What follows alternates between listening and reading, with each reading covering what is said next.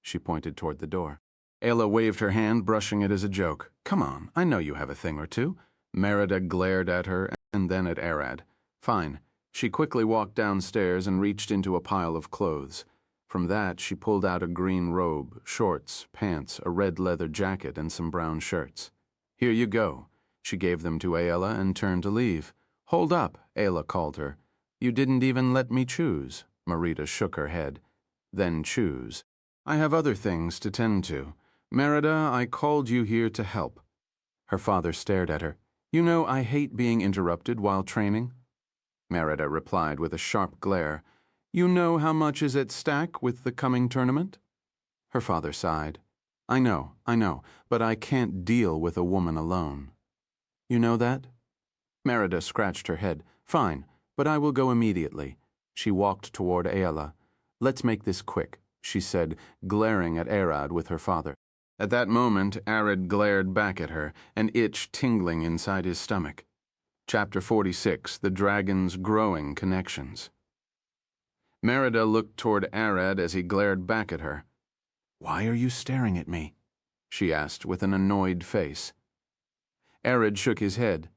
Nothing. You just give me a weird feeling. He turned to look back toward the clothes.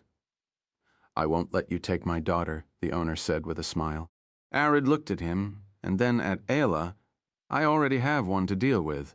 The owner looked toward Ayla. I see Merida. Give her the best we have. Arad lifted a brown shirt and showed it to the owner. How much is this? 14 copper coins with tailoring, the owner replied with a smile. I will take it. The owner headed toward his desk and brought a measuring tape. Do you intend on wearing armor above it? Yes, I would like a bit tighter. I will get it done. The owner took the shirt and Arad's measurements and headed toward his desk to work. Arad looked around and picked a bit more clothes. Do you have a place I can try them in? The room in the back, the owner pointed out with a smile. Arad walked inside to try on his clothes while Merida stared in his direction. Excuse me for a minute. I have something to do. Merida looked toward Ayla with a smile, handing her a batch of clothes and heading to the back room. Jack looked toward her and smiled. Chief, I'm coming as well. He rushed to Arad's changing room. Get out. I don't want you around here. Arad extended his hand out, pushing Jack away. Test this and see if you can hang it on your waist. He handed Arad his dagger. Why would I do that? Self-defense, you can't be too careful, Jack said with a smile, looking toward the back room. After a while, Merida came from the back room, looking annoyed, glaring at Jack for a moment before getting to Ayla. Did you like anything? Yeah, this blue one. Don't you have in a green shade? As the two kept talking, Jack waited for Arad to get out and asked him, Did change well? What do you mean? Arad stared at him. I can carry the dagger if that's your point. Honestly, for a moment I felt intimidated by Merida. Gave you the dagger as protection, Jack whispered. You know, I can fight barehanded. I don't want you to fight. You carrying the dagger is enough for her not to attack you, Jack replied, looking back. I did get the same feeling, but isn't that because she is a swordmaster? Arad asked, and Jack smiled. Believe me, swordmasters are the last people you will get a false alarm from them. The way they walk, stare, and talk is all trained, so they look less threatening. Jack explained, She is strong, but lacks that skill. Arad sat on a chair. I doubt she is dangerous. We're still at the edge from the last fight. As they finished, someone knocked on the door. Is Arad here? A voice called out. Ayla recognized him as one of the guards.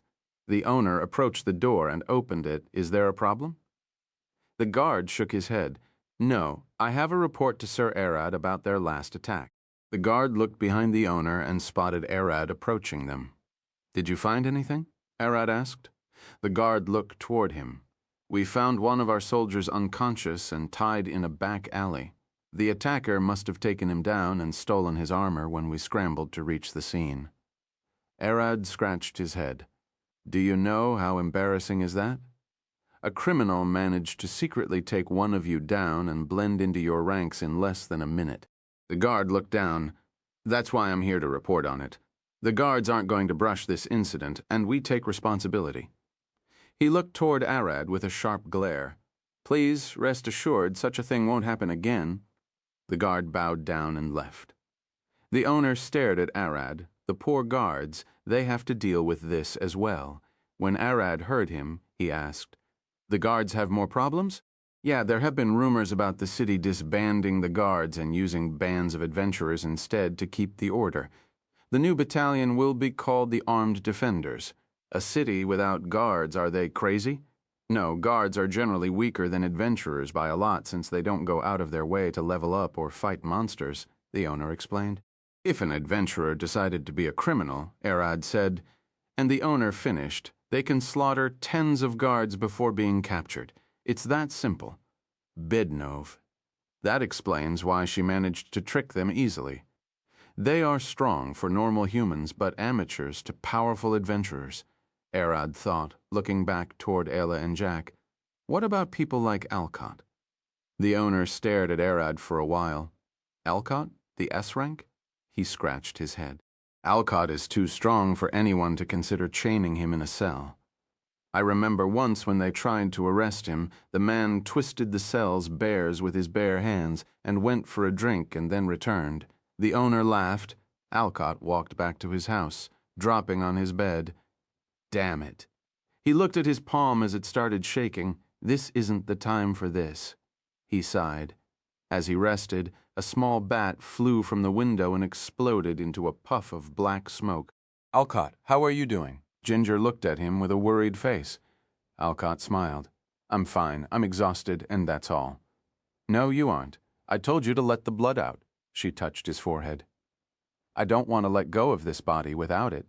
We can't live a normal life," he said, closing his eyes and taking a deep breath. "We don't need to live a normal life. We can always go back to the castle," Ginger said tightly, grabbing his hand. "Worry not. It was your dream to live a normal life among humans." "I won't let this life crumble," Alcott smiled. "But when I have to transform eventually, we will move to the castle. I have never seen someone like you." She smiled. "Don't push yourself too much. It would be bad if you transformed in the middle of a crowd." "I guess so," he giggled. "But you can handle it, right?" Ginger shook her head. "Hell no, I took you on one time and it was agonizing." "I prefer you like this," she smiled. "Alcott! Alcott! The kids are back, and they have a new guy with them." Alcott's mother called him. Alcott stood with Ginger and walked downstairs. When Alcott looked down, he saw Arad, Ayla, and Jack waiting for them in the changing room. "What are those bags?" he asked. "I bought some clothes and we came to take a bath." "Is the water okay now?" Arad replied with a smile as he dropped his back to the side. Alcott smiled. "The water returned to normal and it's good." Alcott's mother looked back at them and smiled. "I didn't have any complaints about the water being too hot today.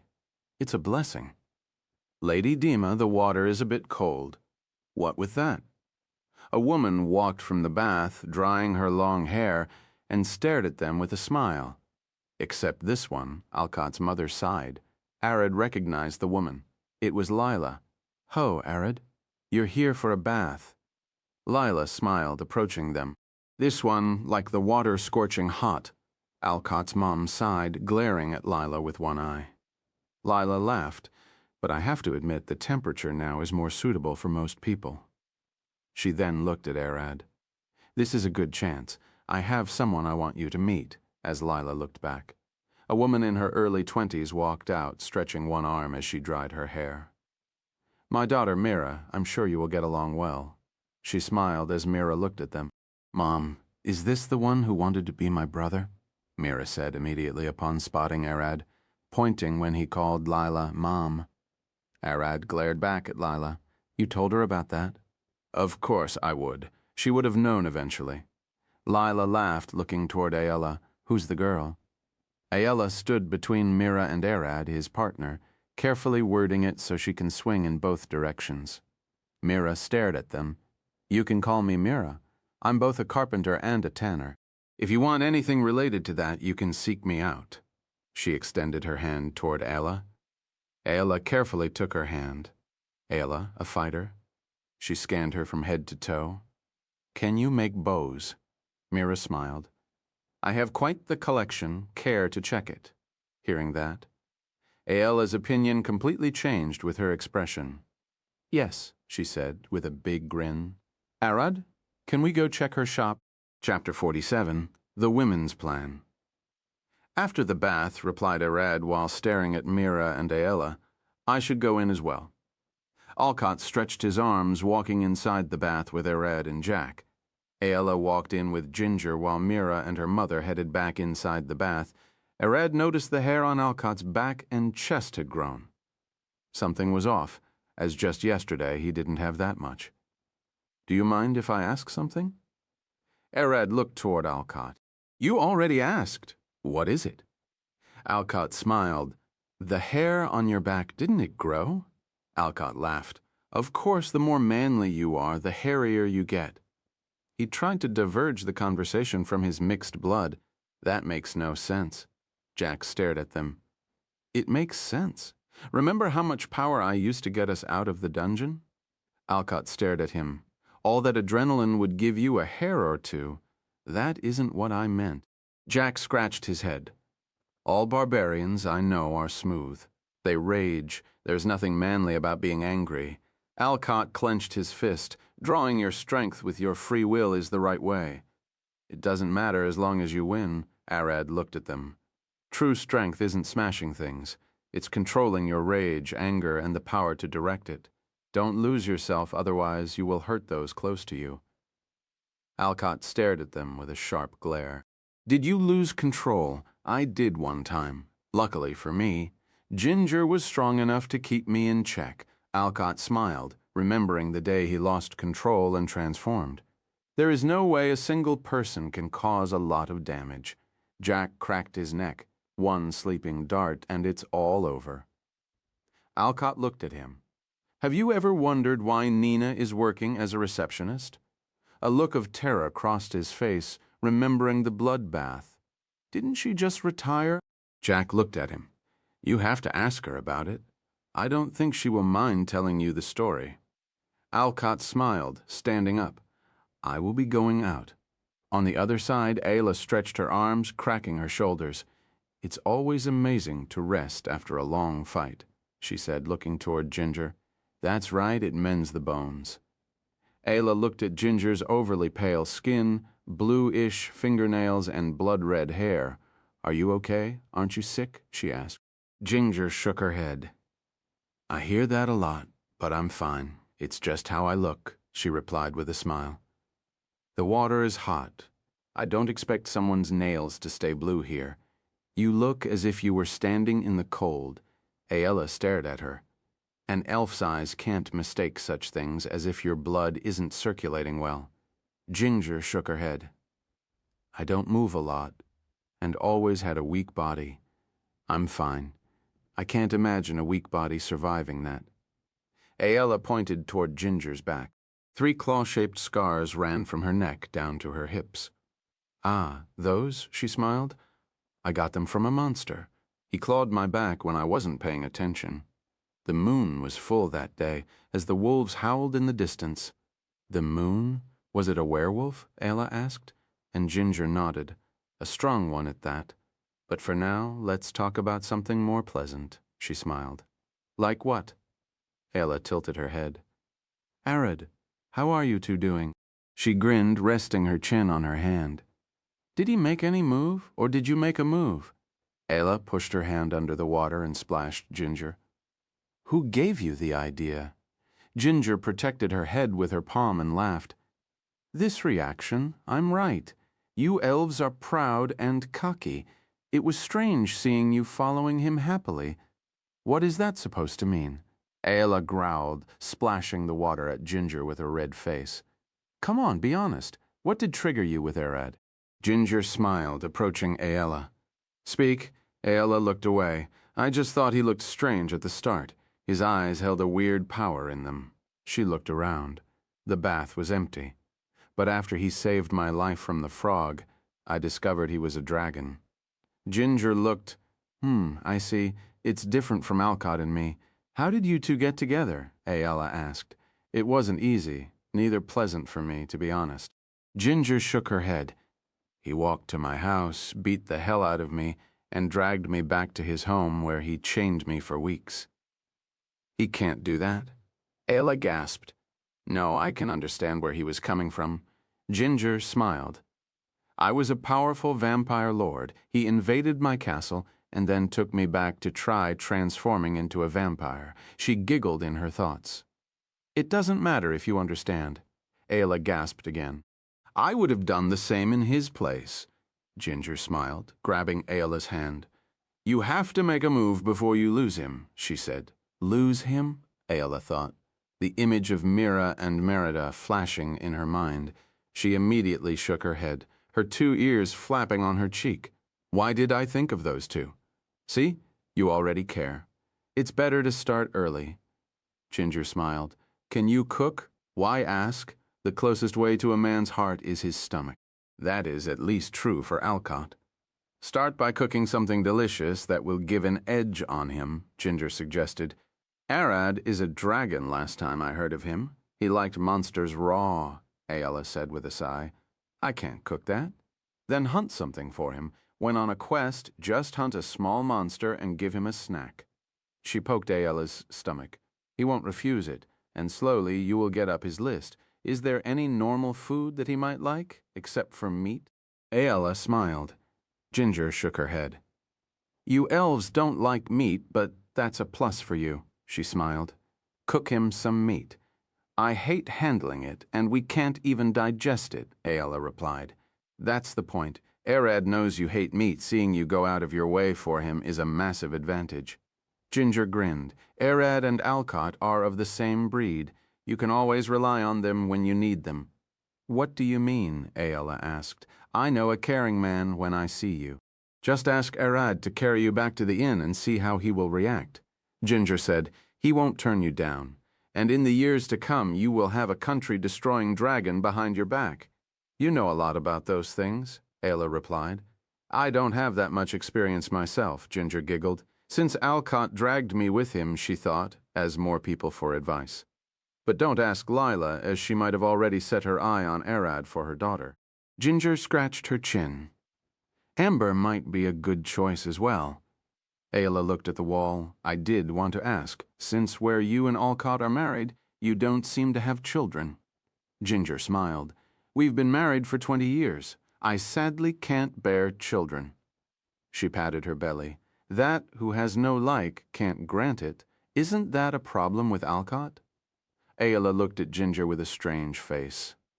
Elvish women find it hard to bear children since they live for so long. Usually, they blame it on the males for having weak seeds. Numbly night. Ginger shook her head. You might not know it, but Alcott was a father before he met me. She smiled, albeit. That woman disappeared right after getting pregnant. She never showed up again. Do you know her? Ayala asked. Of course, she was still with Alcott when he dragged me out of my house. To this day, I still remember her purple eyes and extremely dark hair. She scratched her head. What was her name? I don't remember. It was Ori, something like that. Ginger stood. Let's get out. You still have a long night with Arad. I don't have anything planned for the night. Ayla stood, replying with a red face and a sharp voice. Ginger laughed. At least give him a massage or ask him to give you one. It works both ways. Ginger grabbed Ayla's shoulders and squeezed them. Try to sleep together every once in a while. I heard some adventurer girls trick their partner into saving money by renting a single bedroom. Our inn's room has a single bed. I share it with Arad, Ayla said with a straight face. Splendid and perfect. How long can you keep that up? Ginger asked. The bartender said a 2-beds room would be available by the end of the week, she replied. You have that time to make a move. But remember, the inn walls are thin. If you want to do anything, ask me first, and I will get you a decent private room. Ginger smiled, patting Ayala on the back as they walked out. Chapter 48, Drunkard. Ayala and Ginger found Arad and Jack waiting outside the bath. What took you so long? Arad asked. Ginger looked at him with a smile. Nothing important? Where is Alcott? She asked, looking around for him. Alcott left earlier. He said he has some things to do, Arad replied with a passive as he approached Aela. Let's go home. We have a lot of work for tomorrow. Aela nodded with a smile, walking toward him and looking back at Ginger. Jack in the back stretched his arm. I do need a drink after all that happened. The three walked out as the sun started setting. The reddish raying crossed the trees at the street side, giving the place an ominous look. When Jack looked to the sky, he giggled. For a while down there, I thought I would never see the sky again. We won't fall easily, Arad replied as they approached the inn. Opening the inn's door, Arad noticed the paladin from the other day staring at them from the back. Jack glared back at her, but Arad grabbed his shoulder. Let's go get something to eat. Jack looked at him and smiled. Of course, he turned around, sending one last glare at the paladin. Leon or William? Arad looked at the bartender. Leon, my brother William only works during the day. He replied, putting 3 plates on the table. Care to eat anything? He smiled. Greens for her. Me and Jack will take whatever you choose, Arad replied, pulling his chair. Jack and Aela hopped in as well. As they ate, Arad kept feeling that the paladins stared at them. That woman is annoying, Jack growled. Sit down, let it be.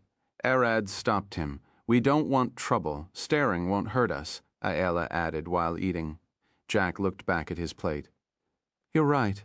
He kept eating, ignoring Lydia's glares. After dinner, Jack lifted his hand. Leon, give me a mug. He smiled as Leon started filling his beer. Want a drink?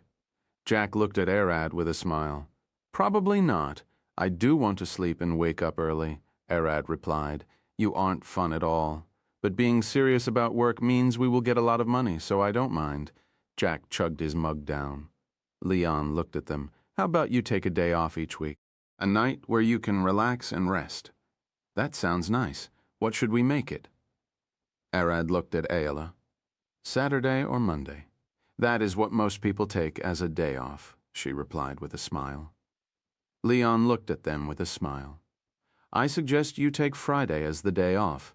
Jack looked at him. Why?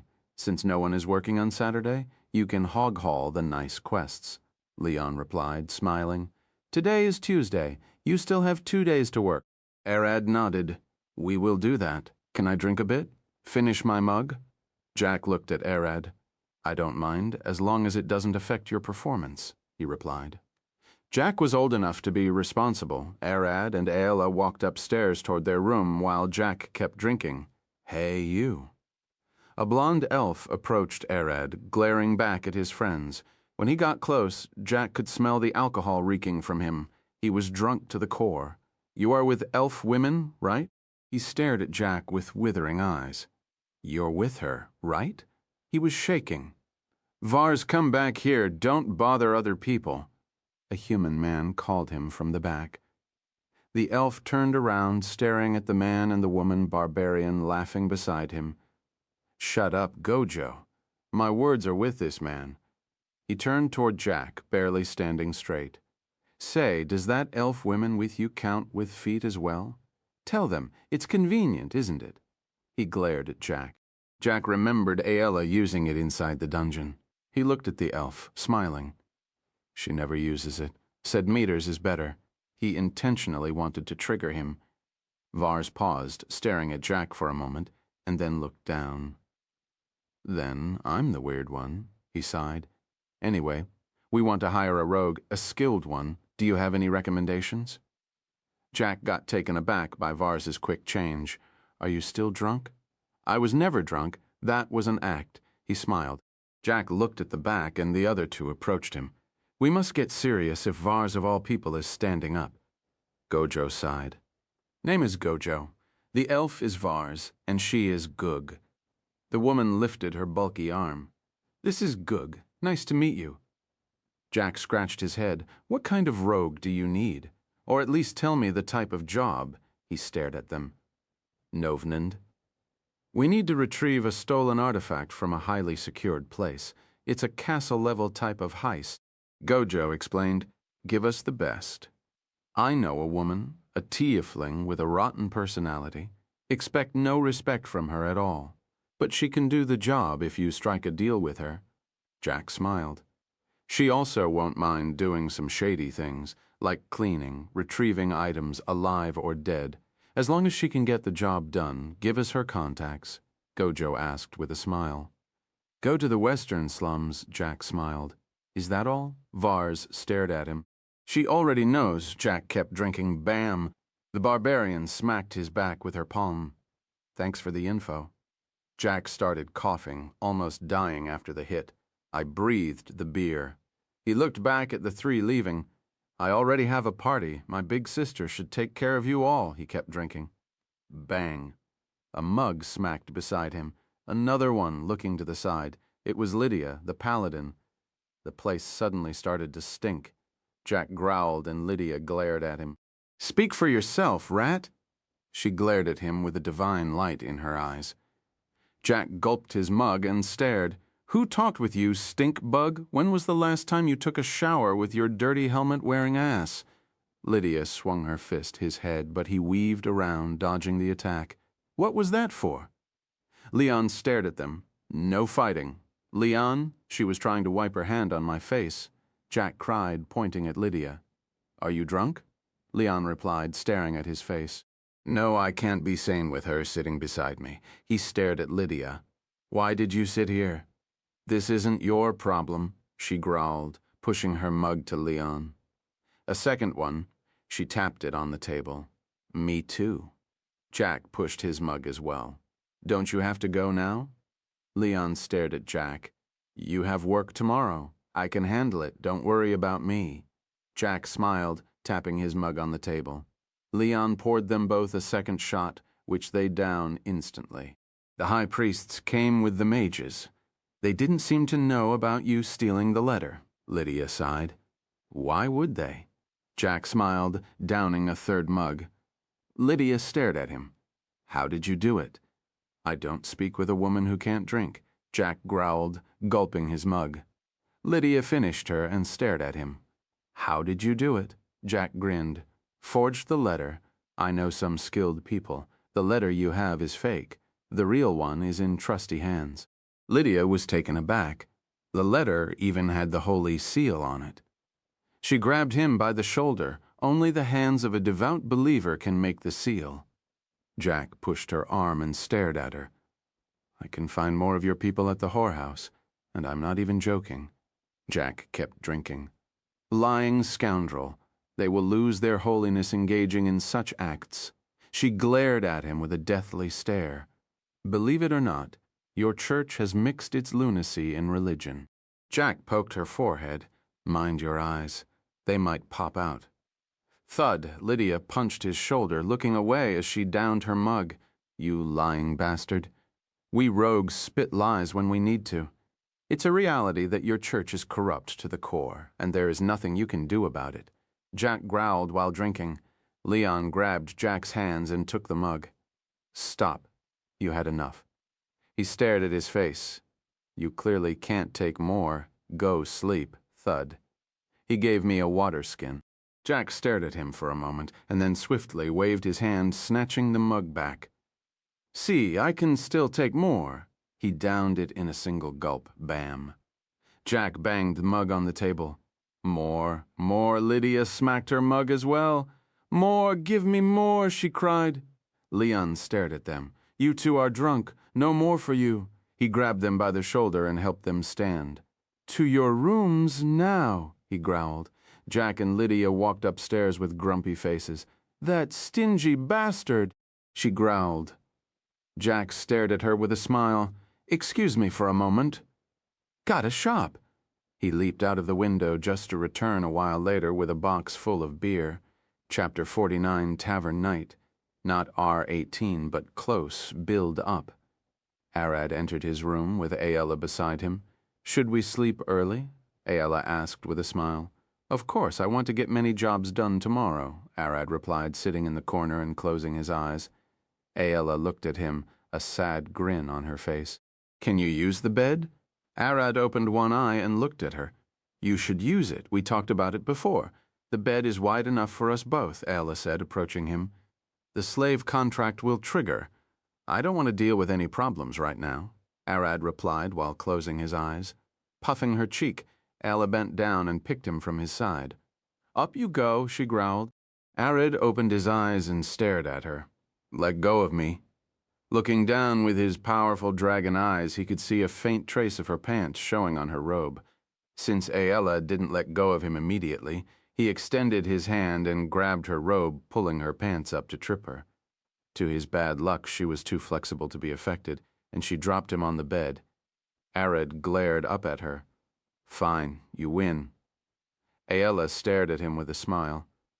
"Turn on your stomach." Exhausted, he did what she said. Aella pulled his shirt up and rested her hands on his back, squeezing his muscles up while making sure his back remained straight. Arad sighed. "Tell me from the start that you wanted to give me a massage and I would have accepted." Aella didn't respond and kept on squashing his back. After a while, she stopped. "Just a moment," Aella said, stretching her shoulders. Arad looked back at her. "Aren't you the one needing a massage?" he asked. Aella shook her head. "No, I'm fine." As she said that, Arad grabbed her by the hand and pulled her toward the bed. "Relax, I will give you a massage," he whispered. "Do you even know how to do that?" she cried, trying to stand, but Arad held her down. "Stay put, it won't hurt that much, I hope." Arad cracked his fingers as he laid his hands on her shoulders. "You squeezed down and pushed up. Crack." "Oh, whoa, whoa," Aella wiggled. "You're using too much force." "Tune it down." She wiggled her back like this. With weaker squeezes, Aella relaxed. "That's it. More." Her face switched to a smile as the weight on her shoulders started to lessen. But after a while, she starts to feel another weight on her butt. "Hoy, what are you doing?" She turned her head, looking toward Arad. He was sitting on her, but while massaging her shoulder. "What?" He looked at her, confused. "Why are you sitting on me?" she asked, not angry, but confused like him. "I should sit. You were sitting on me," he said with a passive face. Ella remembered, as her shoulders were heavy, she rested her weight on his lower back. "I sat on your lower back," she replied. Arad looked at her butt, grabbing both buns in his hands. "I don't know where your thighs end and your back starts. It's all one big puff and soft mound." Ella pointed with her finger to her waist. "Here it is." Arad looked at her waist. "It's too thin. I feel like it will break," Gia replied. "Can I keep sitting? Where am I?" Ella sighed with a faint smile. "Fine, but we sleep together after." Arad nodded. "Why not?" Thud, grinning. Jack put the beer box on the ground. "Got more." Lydia stared at the box half drunk. "We shouldn't drink more." She rubbed her face, trying to wake up. "Come on, drink, drink." Jack opened a bottle and downed it. After staring at him for a second, she took a bottle and drank it. "We shouldn't." She looked at the bottle. "Drink here. Let's go to the bar," she said, slapping her face, doing her best to wake up. Paladins had high tolerance due to the holy magic coursing in their veins, neutralizing the alcohol. "We can't," Jack wiggled, lifting the box with weak steps. "Let's head to the room. We can drink at ease." The two slowly made their way to Jack's room where they spent the night drinking. Chirp. Chirp. Jack slowly opened his eyes, hardly able to breathe. "What is this?" he growled with a horrible headache and painful stomach. It was dark, even though he could hear the birds outside. He extended his hands, grabbing the heavy thing on his face and pushing it up. Just then, Jack recognized it, the puff ass of an annoying paladin. "Lydia, get off me!" He rapidly stood, pushing her away. Lydia growled, rolling to the side and scratching her side as she looked toward him. Why so noisy? She then noticed her lack of clothes. Momentarily, she didn't think much of it, scratching her chest and looking around. She was used to sleeping naked. "Good morning," after saying that. The realization came to her, and she looked down at herself, and then back at Jack, terrified. "The fuck you did," she glared at him, shouting in a faint voice. The last thing she wanted was for the whole world to hear them. "What the fuck did you do? I'm still wearing my clothes, you whore paladin," Jack shouted faintly, throwing the blanket to her. Lydia paused for a moment, looking at Jack. He was right. He still had his armor on. "There is a good chance," Nothing happened. Lydia looked at him and immediately threw the blanket away, opening her legs up. Jack didn't even care to look away. "What are you doing?" Lydia glared at him, "Checking if nothing happened, and I swear to rip your head off if something happened." She glared at him with holy light bursting from her eyes. "Then don't spread your legs like that in front of me," Jack replied, not averting his eyes. "I have a bigger problem than that." She growled, inspecting her vagina with her fingers, so soon sighed in relief. "Thank God it's still there." She relaxed, falling on her back. "What are you doing?" Jack approached her. "I'm still a virgin. Nothing happened." She spread her arms, taking a deep breath. Jack looked at her, nodding. "So, what about it now?" He waved his hand above her. "What do you mean?" she asked. Still glad nothing happened, Jack extended her hand and grabbed her chest. "You're still naked." Lydia glared at him and then sighed. "Honestly, I'm too glad you did nothing that I can't even feel angry." Jack let go and grabbed the blanket, throwing it at her. "Then cover yourself. How come you lost your clothes?" He sighed, relieved that he wasn't stuck with a paladin of all people. Lydia sat up, not even bothering to cover herself. "I'm used to sleeping naked. I must have taken my armor off out of habit." Jack looked at her, feeling his headache intensify. Thud. He grabbed her head and glared at her face.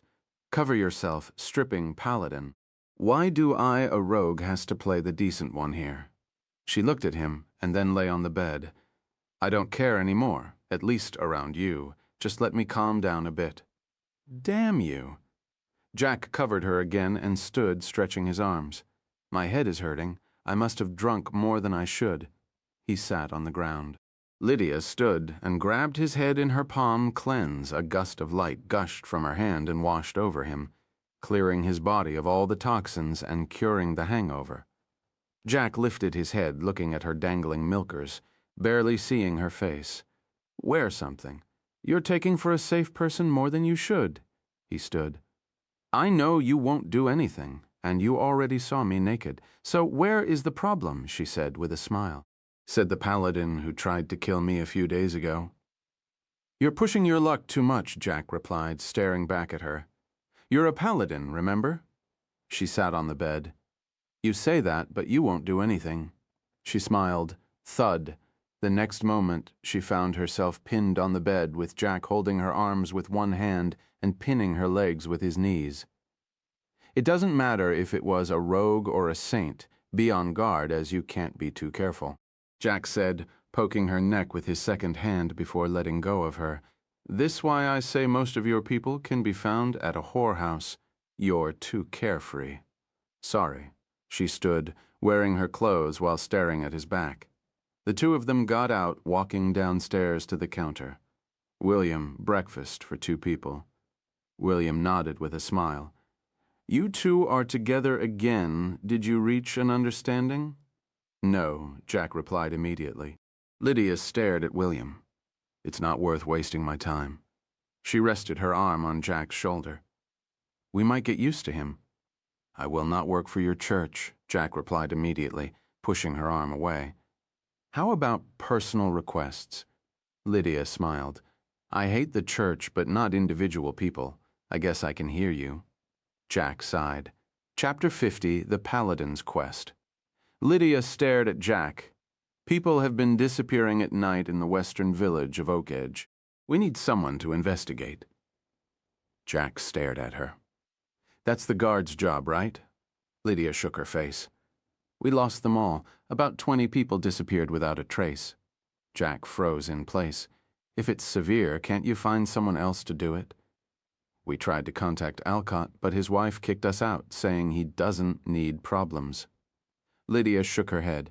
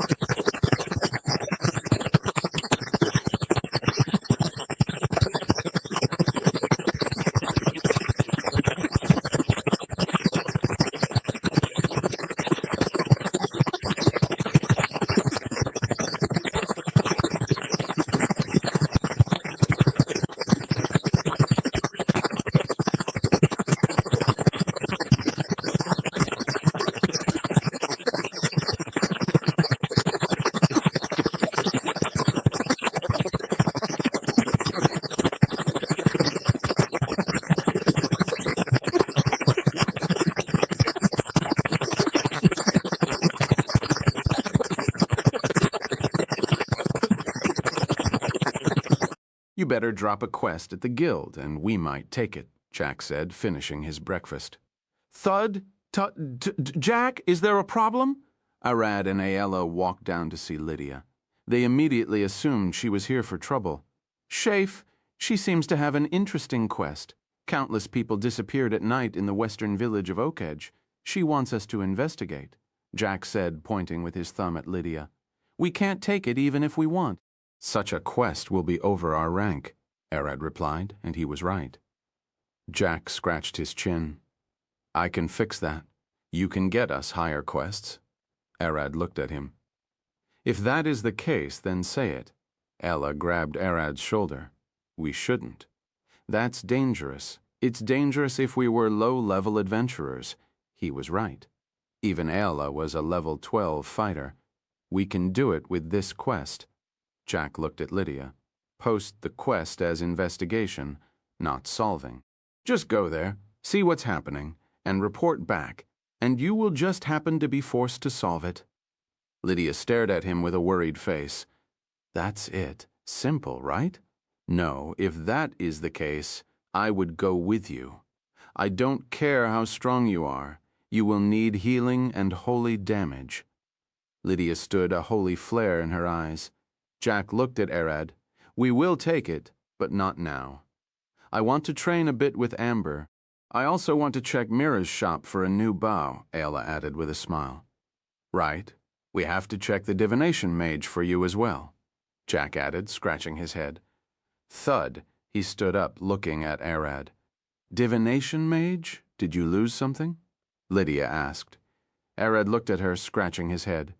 It wouldn't hurt to tell her, right? I got the curse of lycanthropy, and I'm looking for a cure. Lydia looked at him, tilting her head.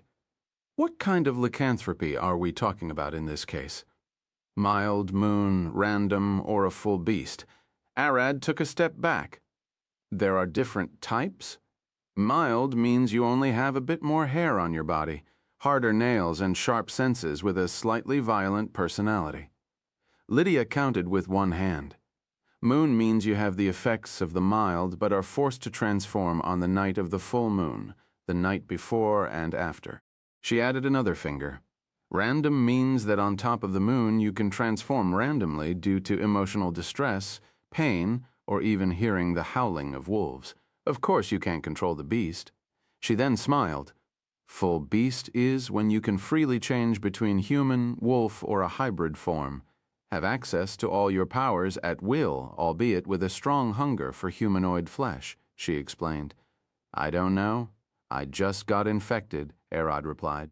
My dragon blood would probably affect the curse, Arad thought, quickly realizing the big elephant in the room. If human werewolves seek human flesh, would I see dragon's flesh? Arad immediately grabbed a chair and started thinking, as a vampire, I would seek draconic blood. I might not have a problem living like this with humans. Lydia stared at him. Don't think about it too much. All curses have progression like that, and most people start from mild, unless they got the curse through magic. I got bitten, so I would start as mild? He looked at her. Yeah? Did you ask in the church? 2 of our highest priests are visiting the city, and they could lift the curse, she replied. Arad shook his head, and Ella looked at Lydia. We met them yesterday, and they couldn't lift the curse. Our only option is to kill the progenitor. That's tough, but I can help hunt the beast, she said with a smile. Jack looked at her. If the full beast can control the power, can't we ask him to lift the curse, make a deal? Lydia stared at him. Good luck with that, but we can try and see. It will give us an advantage. We can pay the beast a ton of money to lift the curse and then kill him if possible to take our money back.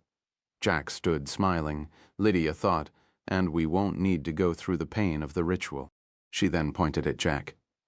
I like that. We're scamming the progenitor, you know? Jack smiled at her. It doesn't matter as long as they are evil or oppose the church, she said, resting her fists on her hips. Hypocritical as ever. Jack scratched his head. But we have to clear your quest first, right? As Lydia nodded, Arad and Ella sat to eat their breakfast. Did you two make up? Arad looked at them. You can say we got past it. Lydia smiled. Past it? Jack stared at her. I still remember you people beating me. It was them, not me. She shook her hands. You also did a dirty one on us by stealing the letter? We're even now. After the break, they headed toward the guild to register Lydia's quest. Nina, I was to register a special quest, Lydia said with a smile. Nina looked behind Lydia. Why are Arad and his friends with you? I'm going to investigate the disappearance of the Oak Edge people on behalf of the church. I wanted to get some company for safety, Lydia replied, looking back. They are the best value to hire. Jack looked at them. Cheap, since we're low level yet strong. Nina sighed. Fine, please write the details here. She smiled. And how much are you paying? Lydia looked at her. 5 gold coins for a week's trip, so 4 for the quest and 1 for the guild. She looked through the papers.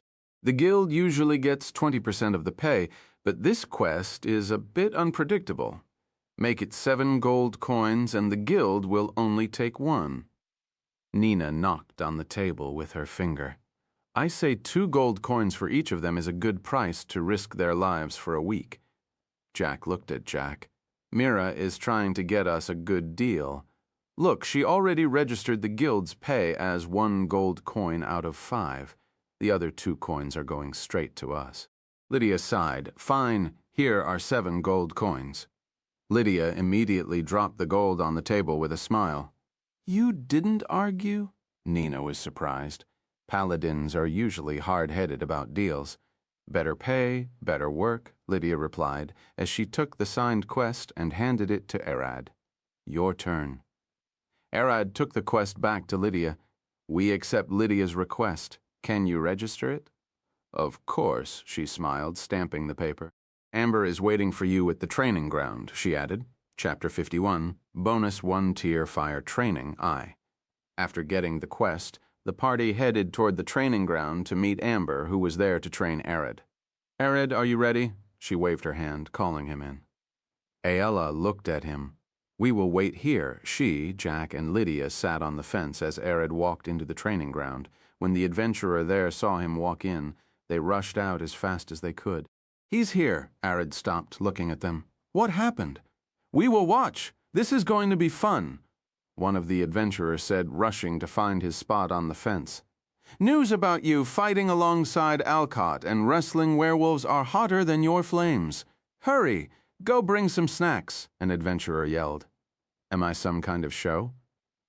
Arad sighed, approaching Amber. You're getting a decent fan base. You put shame on us higher adventurers for being so lackluster. Amber sighed. Bid Noel become. Adventuring isn't about how strong you are. It's about how reliable you are. I bet I don't even match people in my rank in reliability. Arad replied, cracking his neck. You're good with words for a kid, she smiled.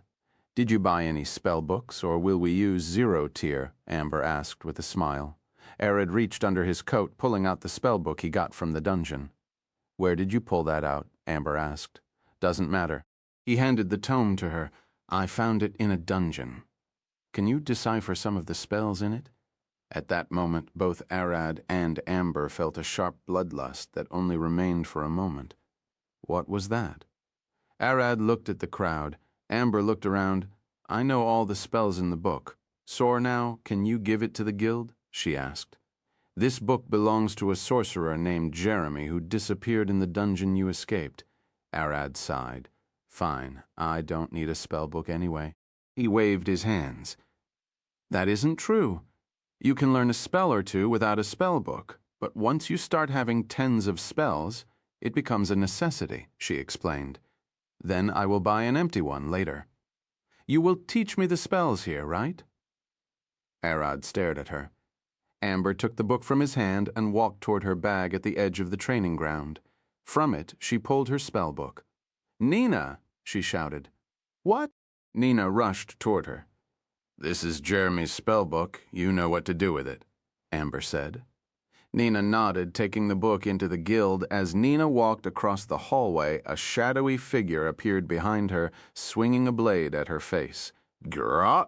In the blink of an eye, Nina opened her mouth and put the blade in half. The attacker stared at his sword, shocked. Care you tell me, what are you doing? Nina said, blood dripping from her lips. With each step, her muscles bulged, and her voice got deeper. I want the last page of that book before it reaches inspection. The attacker took his hood, staring at Nina. It's you, Nina looked surprised for a moment, switching to her regular smile. Yes, I can't let that page leak out, the woman attacking her replied. Nina opened the book, looking at the last page. Oh my, this is troublesome, but you can have it. Nina tore the page, giving it to the woman. You accepted faster than I thought, the woman said. The mistakes of a single person shouldn't carry to his whole family. Let his deeds get buried with him, Nina said, turning around to leave. Wait, just what are you? The woman asked. Me? Nina looked at her with a smile. A retired barbarian working as a receptionist, nothing more. Nina then left, and the woman disappeared after collecting the shards of her broken blade. On them, she noticed the marks of Nina's teeth stamped on the steel. Monster. She looked into the darkness. In the training ground, Amber stretched her arms. Let's start with Bonfire, the only zero-tier spell in the book that you don't know. Amber smiled, pointing her staff at a piece of wood. Most of the fire spells are known to create flame at your skin, and then flung it forward. She fired a firebolt. Is this different? Arad asked while staring at her hand.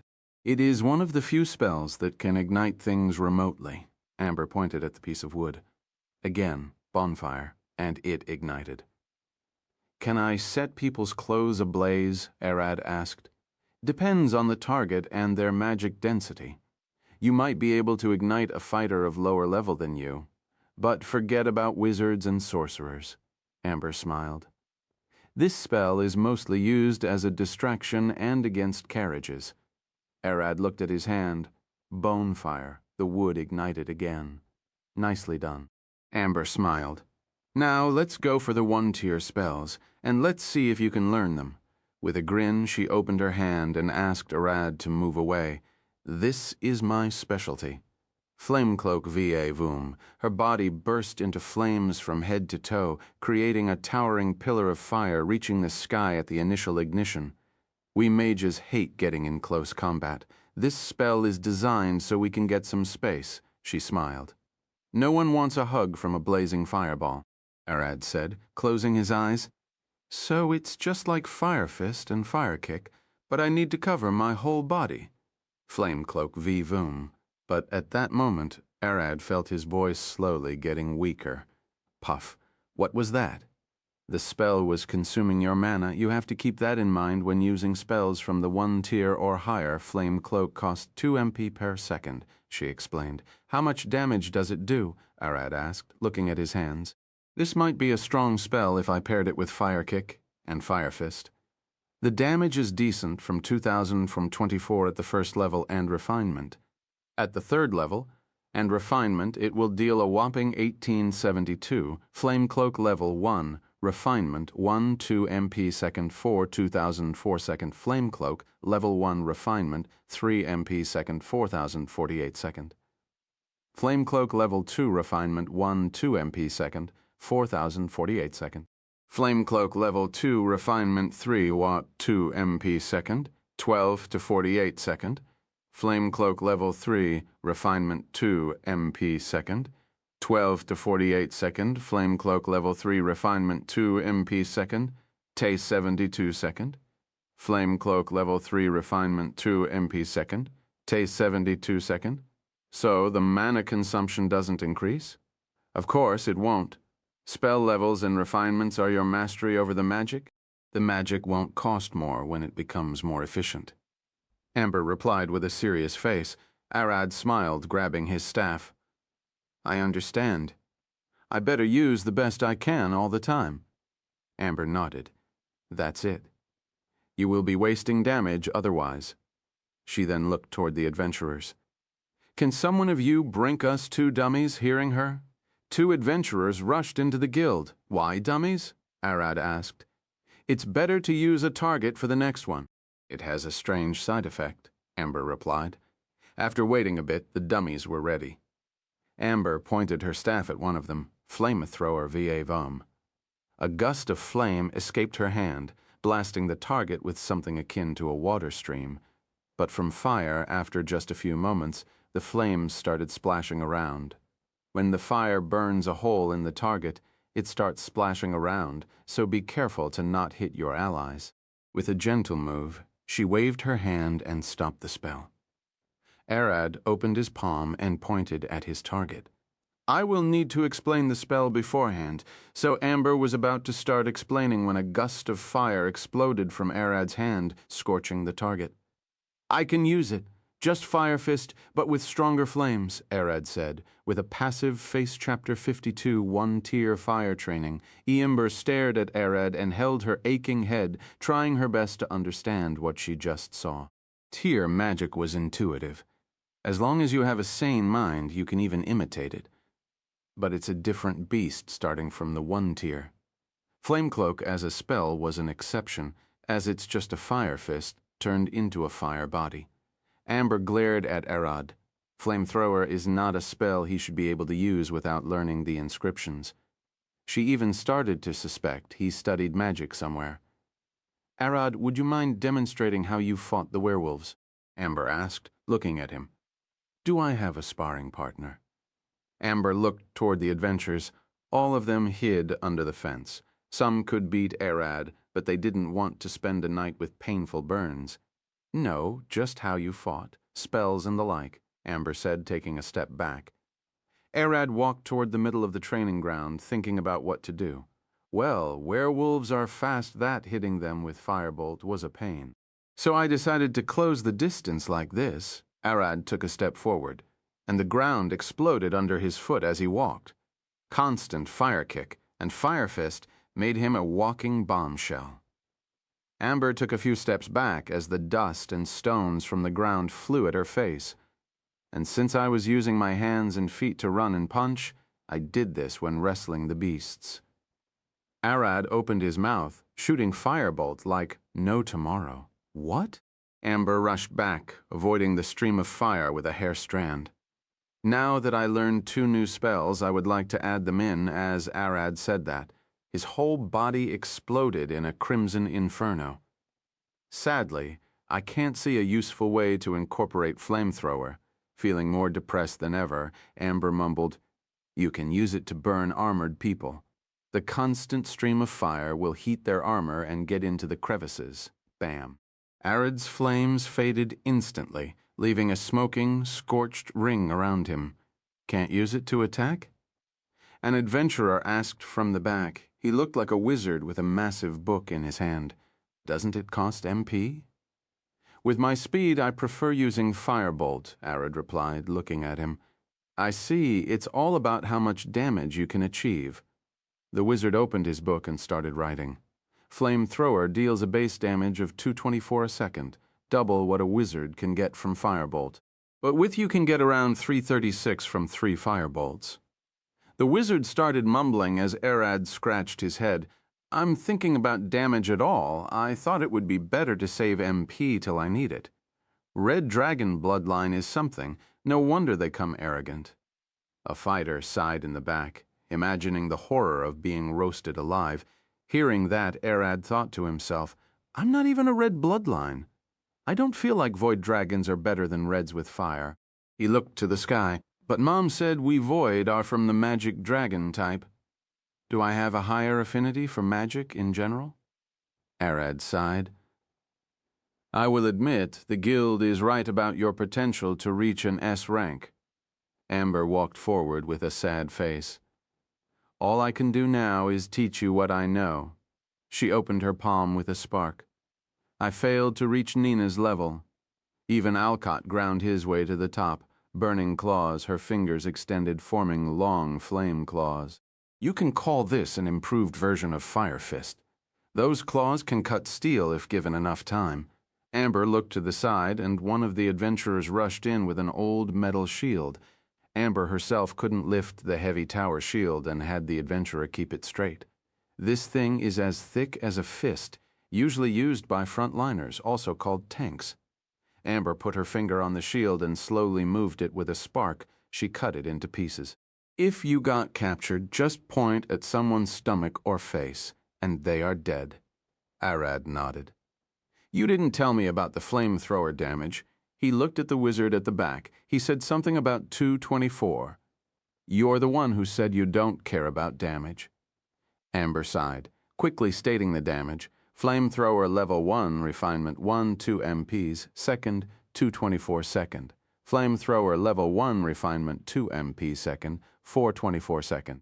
Flamethrower level 1, refinement 3 ton gap pix second, 3-4 second. Flamethrower level 2, refinement 2 ton gap pix second, 848 second. Flamethrower level 2, refinement 3 tumgap pick second, taith 48 second.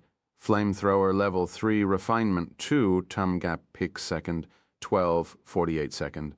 Flamethrower level 3, refinement 2 tumgap pick second, 1272 second.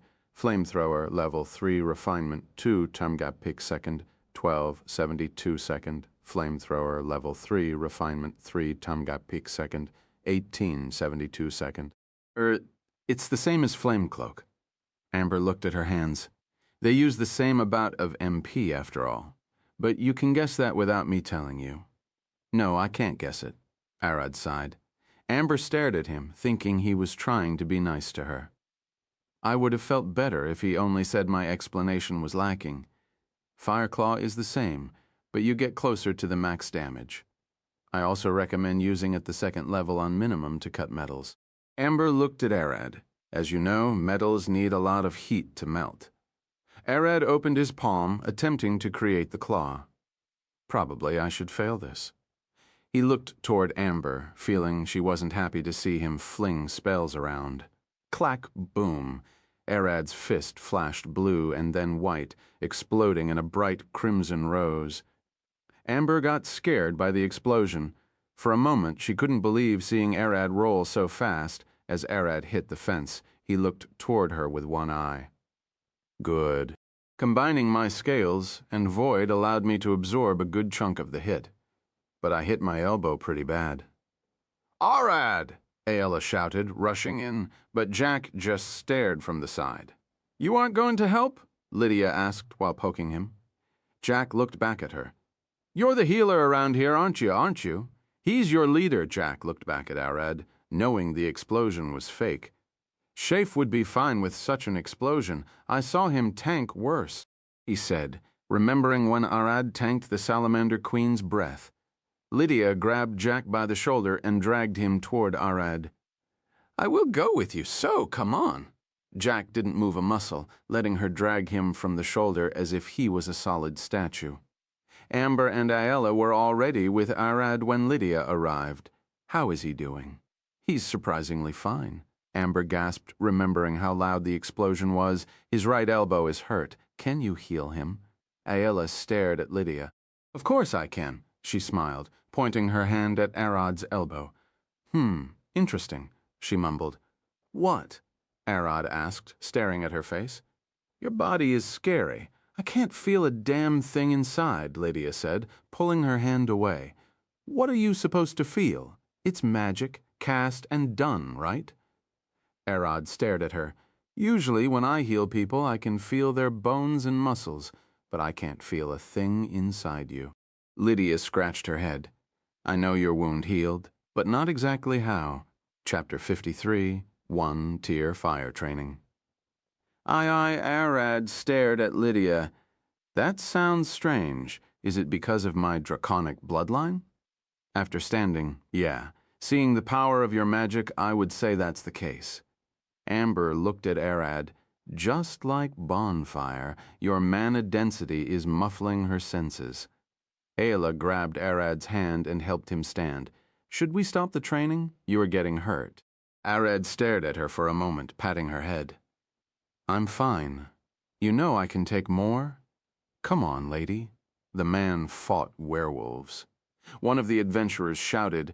Jack looked back at them with an exhausted face. Aren't they too excited? Lydia stared at him. For all they know, Arad is an S rank only held by the ranking system. Once his power becomes known, They can rely on him to clear deadly threats.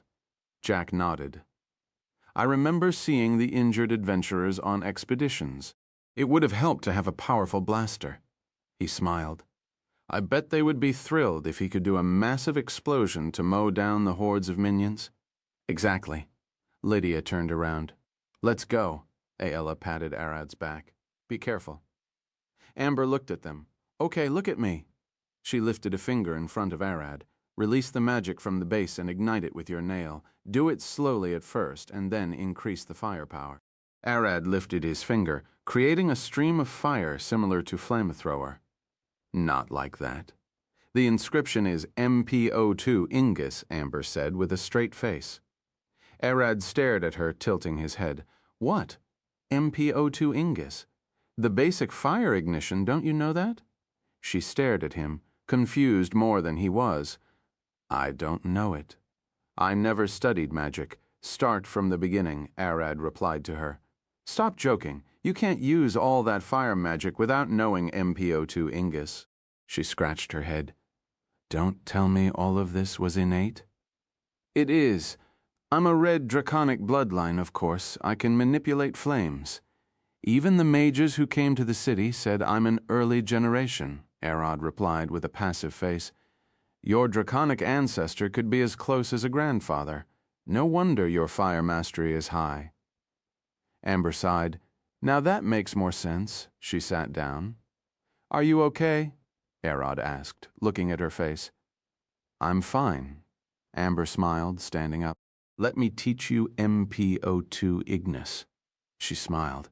After an hour of explaining the magic, this was what Arad understood. M, it is mana, the power to fuel magic, pressure, the density of mana.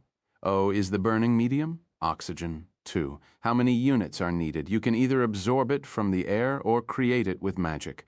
Ignis. This is a spell to create an ignition spark.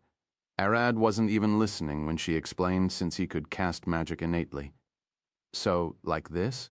He said, lifting his finger and generating a fire claw. Amber nodded with a smile. That's it. She opened her palm and created 5 claws. Now try more. Arad created the claws as easily as he breathed. What about their damage? I told you before, the same MP consumption and damage, Amber replied, sitting on the fence. Arad smiled. So, what is the next spell? Let's go with overheat, because it's simple. Amber smiled, clapping her hands together. This spell slowly increases the temperature of something from your choice. Arad looked at her. Is such a spell useful? What could it do? Most adventurers use it to keep warm in the snow, heat food, or tents. Constant nights of cold can be lethal. Amber jumped down from the fence and opened her palm. You can even heat the air in a limited area to make the inside of a tent comfortable. I'm a dragon, so I don't need that. But I'm sure Aella would find it useful. No, we could hug each other in the cold. That's a good idea, Arad smiled, nodding to himself. Jack looked at him. What are you thinking of, Chief? Hearing Jack's voice, Arad snapped back to reality. I would need to keep Jack warm as well. With a sigh, he opened his palm, heating the air around it. When Amber looked closely, she saw the air shimmering on top of his palm. The spell worked. She smiled. You learn fast, Arad smiled. No, you're an amazing teacher, he replied. Mom, I need your advice. Am I doing the right thing? He looked up with a sad face. Slowly, he started to feel lonely. Mom, who was with him since he hatched, is nowhere to be seen. Are you okay? Amber asked while patting his head. Yeah, I remembered something. What's the next spell? Arad asked while smiling, slight flames seeping from his hands. Amber could feel that something was off about him. We can stop for now if you want. The most important thing when learning magic is to do it at your own pace. She smiled, swinging her staff around. Arad shook his head. No, I still have work to do, so let's finish the spells. Amber nodded. Well then, the next spell is flame diversion. She cracked her neck while stretching her arms and legs, giving the adventurers behind an unintended show of some fine bread. What are you doing? Aella asked, staring at her with a disappointed face. Flame diversion require moving. I need to warm up first, Amber replied. Jack looked at her. That is expected. She is old, after all. Kadan. A firebolt flew toward his face at high speed, barely missing him. Jack stared to the side at his smoking hair. What did you say? That's you're old, Jack replied, as naturally as he breathed. Kadan! Kadan! 2 firebolts flew toward Jack at a blinding speed. Lydia leaped forward. Clack. Zan. With a swift move, she pulled her shield, deflecting the first one while cutting the second with her sword. Hoy, that's dangerous, Lydia growled, staring at Amber. Then tell you, man, to not call people old. Amber glared at her with flame bursting from her hair. It's a fact. Your face looks older than lettuce. Lydia's eyes started flashing golden as she approached Amber. The two were about to fight stop. Aella pulled Lydia away while Arad took Amber. Don't fight, he growled. Amber sighed and her flames faded. Forget it. Let's get this training over with. She walked away from Arad and looked at him. Shoot me with a firebolt. Okay. Arad lifted his palm, firing a single shot. Ka Dawn. Amber swung her staff to the side, hitting the firebolt and deflecting it like a ball. This spell calms the flames for a moment, allowing you to deflect them. She then pointed her staff at Arad, flamethrower. Without hesitation, Arad pointed at her flamethrower. As the flames roared, Amber spun her staff ahead of her body, deflecting the flames as if they were nothing. It consumes as much magic as the spell cast. Feel free to use it as you wish. Arad smiled, looking at his hands. Fire something at me. Amber pointed her palm at him. Get ready. Here it is coming. With her words, a firebolt flew at his face. Clap. Arad swung his palm, slapping it away. Chapter 54, 2-tier fire training. Amber opened her palm, looking at Kane with a smile. 2-tier spells, their power is above the first level for many reasons. Swash. A long sword appeared in her hand, flashing with a bright red light. Flame blade like fire claw. This spell creates a blade, but it's longer. The sword left a crimson trail as she swung it. You can carry it as a sword or use it as you want. This time she swung her staff, making the blade emerge from the tip. You can even lend it to other people, like your fighter who lost his sword. She then threw the sword to Arad, and he caught it. Is this all? Arad asked, staring at the blade and throwing it back to Amber. Still not impressed? She tilted her head, swinging the sword at the shield from earlier. Zin! The blade cut right through like a hot knife through butter. Another thing, Amber clenched her fist, breaking the sword. It can do this. Zan, the blade emerged from her back and then disappeared to appear from her stomach. Then her head and knee. It can be called from any part of my body. Arad lifted his arm, closing his eyes as he focused on the spell. All I need is to concentrate on the flame and then release it. After about a minute of focusing, the blade emerged from his forearm. Zan. Amazing. Now swing his arm slowly. Amber stared at him, smiling. Don't make any sudden movements that could break your concentration. Kadan. Arad clenched a fist, engulfed in flames. The blade screamed as he swung, giving each fighter around a chill. A burning fist and the blade follow it immediately. Arad grinned as he could now punch and cut at the same time, not to mention that he doesn't need a new sword. Is this all? He looked toward Amber with a smile. Yeah, there weren't any more spells in that book. I could teach some of mine if you want. She looked at him with a passive face. No need. I will get more spells first. I also have other things to do. I spent enough time training for the day. Arad took a step forward, leaving the training ground. That was amazing, Chief. Are you sure you didn't learn magic before? Arad shook his head. No, this is my first time playing with it. Lydia stared at him, remembering the day he shattered her sword in his palm. You're stronger than even C-rankers. It's both amazing and strange. Arad looked at her. There is nothing strange about power. If you have it, then use it. The slight flicker in his eyes gave her a creepy feeling. This man was dangerous. Arad, what should we check first? I like to check the butcher and get the rest of our money. We can visit Mira's shop and get some supplies before heading out. Arad replied to her, taking the lead and walking forward. The butcher smiled upon seeing Arad. "Young man, how are ya?" waving his bloodied hand. "How much was the rest?" Arad asked while Jack stood beside him. Ayla stayed at the door as she didn't like meat and the foul smell of tens of gouged monster stomachs, straight to business like a knife to a sheep's throat. The butcher smiled, pointing at the desk with smile. 17 gold coins, 77 silver, and 5 copper. Arad lifted the paper and looked at him with Jack. "That's a lot of money, Chief." "It isn't much when you compare it with weapons prices," Arad said with a worried face, remembering the price Alcott and Ginger paid for the dagger. "They didn't even use it in the fight. Why is that?" "What are you talking about, Chief? We only need decent weapons. Those can't price anywhere close to a gold coin. Are you talking about legendary weapons or exotic effects?" "They are pretty much useless," Jack replied with a puzzled face. "What legendary weapons are strong, right?" Arad stared at him. "They aren't strong, but are optimized for one purpose. A demon-slaying sword would be useless against humans or even devils. It only kills demons. So you get them when you have a job for them?" Arad couldn't understand the purpose of such a thing. "Alcott is a dragon slayer. He can buy a legendary dragon-slaying greatsword and use it every day." "But what are we going to do with it?" Jack gave Arad an example. "I get it.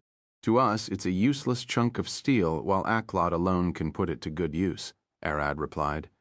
"Yeah, those weapons are made and intended for high-level adventurers who already specialized in one job." Jack took the paper and gave it to Arad. Lydia approached them. "I heard the axe Nina keeps hanging behind her desk is a dangerous legendary weapon. I expected as much, but do we know what it does?" Arad asked. Jack stared at him, puzzled. "You don't know?" "Everyone fears and respects Nina because of that axe when wielded by a barbarian. It keeps resurrecting them after death, but they go berserk. It has other limitations, but we only know that Nina alone can use it," Lydia said with a scared face. The butcher stared at them.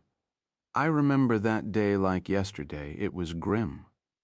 "What did happen?" Arad asked. "A dumb noble to fancy to Nina, so he sent a marriage request. Our girl refused, and he got angry, sending his army of around 1,000 soldiers to pick her up." The butcher looked at the blood on the table, lifting his cleaver. "In the barbarian culture, you have to prove your strength first. Nina is quite open-minded, so she knows that the soldiers are a part of the noble's strength." The butcher smiled. She accepted his offer under the barbarian traditions, even sending him a letter that she would be clashing with his army. "It didn't go well, right?" The noble accepted with a thrilled face. "All the army needs to do is bring Nina by force, and Nina will accept his marriage offer." The butcher smacked his cleaver on the table. "Nina massacred his army, killing 3/3 while the rest fled in terror." The butcher looked at Arad. "Be wary.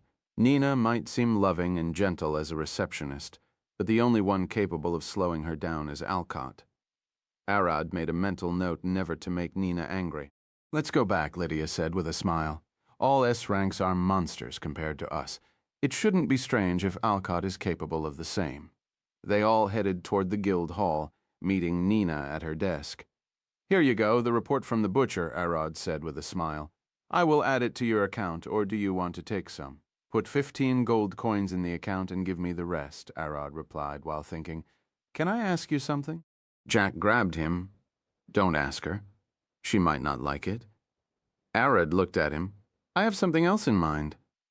Nina looked at them, puzzled. "Houses? How much do they go for?" Arad asked. Nina looked at him with an empty face for a moment. "Excuse me for a moment." She went back to the office and picked up some documents. "The price varies a lot. The cheapest one has 2 rooms and goes for 80 gold coins. And the other end is a small fort for 500 platinum coins." Jack looked at Arad. "Of course you would want a nest." He grinned while stealing looks at Ayla. Arad stared back at Jack for a moment and then looked toward Nina. "What do you consider decent, a good offer?" Nina looked troubled. I'm not that versed in this, but I think this one looks nice. A small mansion with a garden for around 40 platinum coins. Arad sighed. I was used to copper, so when I got a couple of gold coins, I thought I could get a house there. He looked down with a sad face. We need more money. His head jolted up, his draconic brain tingling. Yeah, it won't do without wealth. For some reason, everyone in the guild felt a strange aura emerging from Arad. Bang. Nina smacked Arad's head with a paper roll. Look at me. She stared into his eyes. Red bloodline sorcerers can get pretty annoying when they start acting like dragons. Don't become another one. She smiled. Arad shook his head. Sorry. Aela stared at Arad. Come on, Arad. We'll do it slowly. She patted his back. Chafe, you're worse than me when it comes to gold. I like that. Jack wrapped his arm around Arad's neck, smiling. Let's get rich together. Lydia stared at them and then at Nina. A strange bunch, aren't they? Nina giggled. Of course, but they are good souls. She took a paper from underneath her desk. Alcott usually takes this when he needs some extra gold. You can use it. When Aela looked at the paper, it was a list of medicinal herbs, rare games, and their location. Chapter 55. The progenitor's location. As Arad and his party were about to get out of the guild, they saw Alcott enter with a skinny, wiggling hag. Arad, come here for a moment. Alcott waved his arm, and the entire guild stared at him with puzzled faces. Who is that? Arad asked, inspecting the woman from afar. A divination wizard. She can help you find your target. Alcott replied with a smile. Don't worry, we can trust her. Arad looked back. Nina, can you get us a private room? Of course, just a moment, Nina replied, rushing back. Only Alcott, Arad, and the hag entered the room. How do we do this? Arad asked, looking at the hag. Nothing difficult. Just give me your hand. The hag extended her shriveled, shaking hand to Arad with a smile from her toothless mouth. Arad took the hag's hand, and she closed her eyes, looking directly into the future. Zon. Suddenly, she felt like falling into a deep hole. A massive pressure crushed her body as she rolled on sold ice. Crack. Opening her eyes, she stood before a massive black mass covered with shimmering light. Upon closer inspection, it was a dragon with skin akin to the night sky. The titanic dragon grasped a wolf in his right hand and a giant bat in his right hand. Slowly opening his eyes, the creature glared down at the hag. The hag felt her legs freeze from the fear. Damn it! With a growl, she bit her tongue, doing 0 damage, and rushed forward to the wolf. Roar! The dragon roared, opening its jaw and biting down. Crack! The dragon got her right hand, chewing it off. Out of nowhere in the real world, the hag's right arm exploded in a splash of blood, scarring Alcott. Damn it, hag, I told you to be careful. He quickly took a powerful healing potion and pushed it down her throat. The hag rushed toward the wolf, leaping at it. Crunch! The dragon bit her left leg as she touched the wolf. The entire world flashed again in her eye, hearing the dragon's angry roars behind her. The hag's consciousness shifted over and over. Once the hag was a mindless monster roaming a dungeon, a man working the farm, and an adventurer wandering the wild.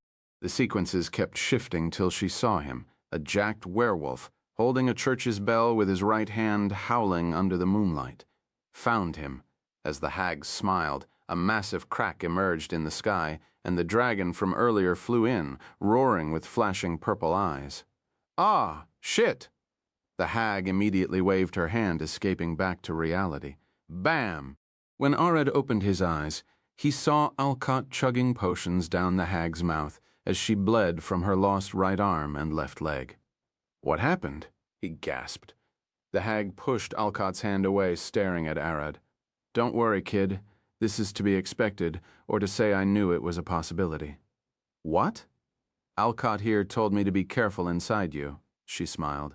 Said I'm entering the dragon's den, but I didn't expect to find a real one inside. She giggled, chugging another potion. That thing was holding the curses. I can't believe it managed to spot me.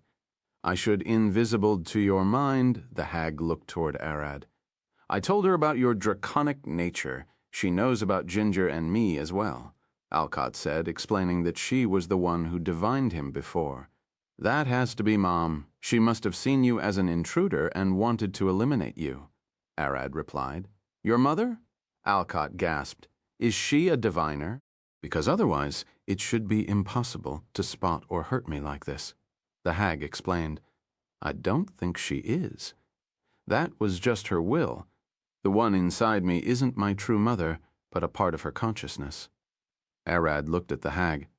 I bet you won't have survived if it was the real thing. I would have died if she wasn't holding two curses. The hag sighed. The Church of Oakedge. I saw your target howling on the bell tower. We're going there on a quest. Then you're out of luck. You should probably get ready for a difficult battle. The hag's limbs started to grow back. I would have usually stopped at seeing the farmer beside the village, but since I went all that way, I kept going for you. Oakedge Village, got it?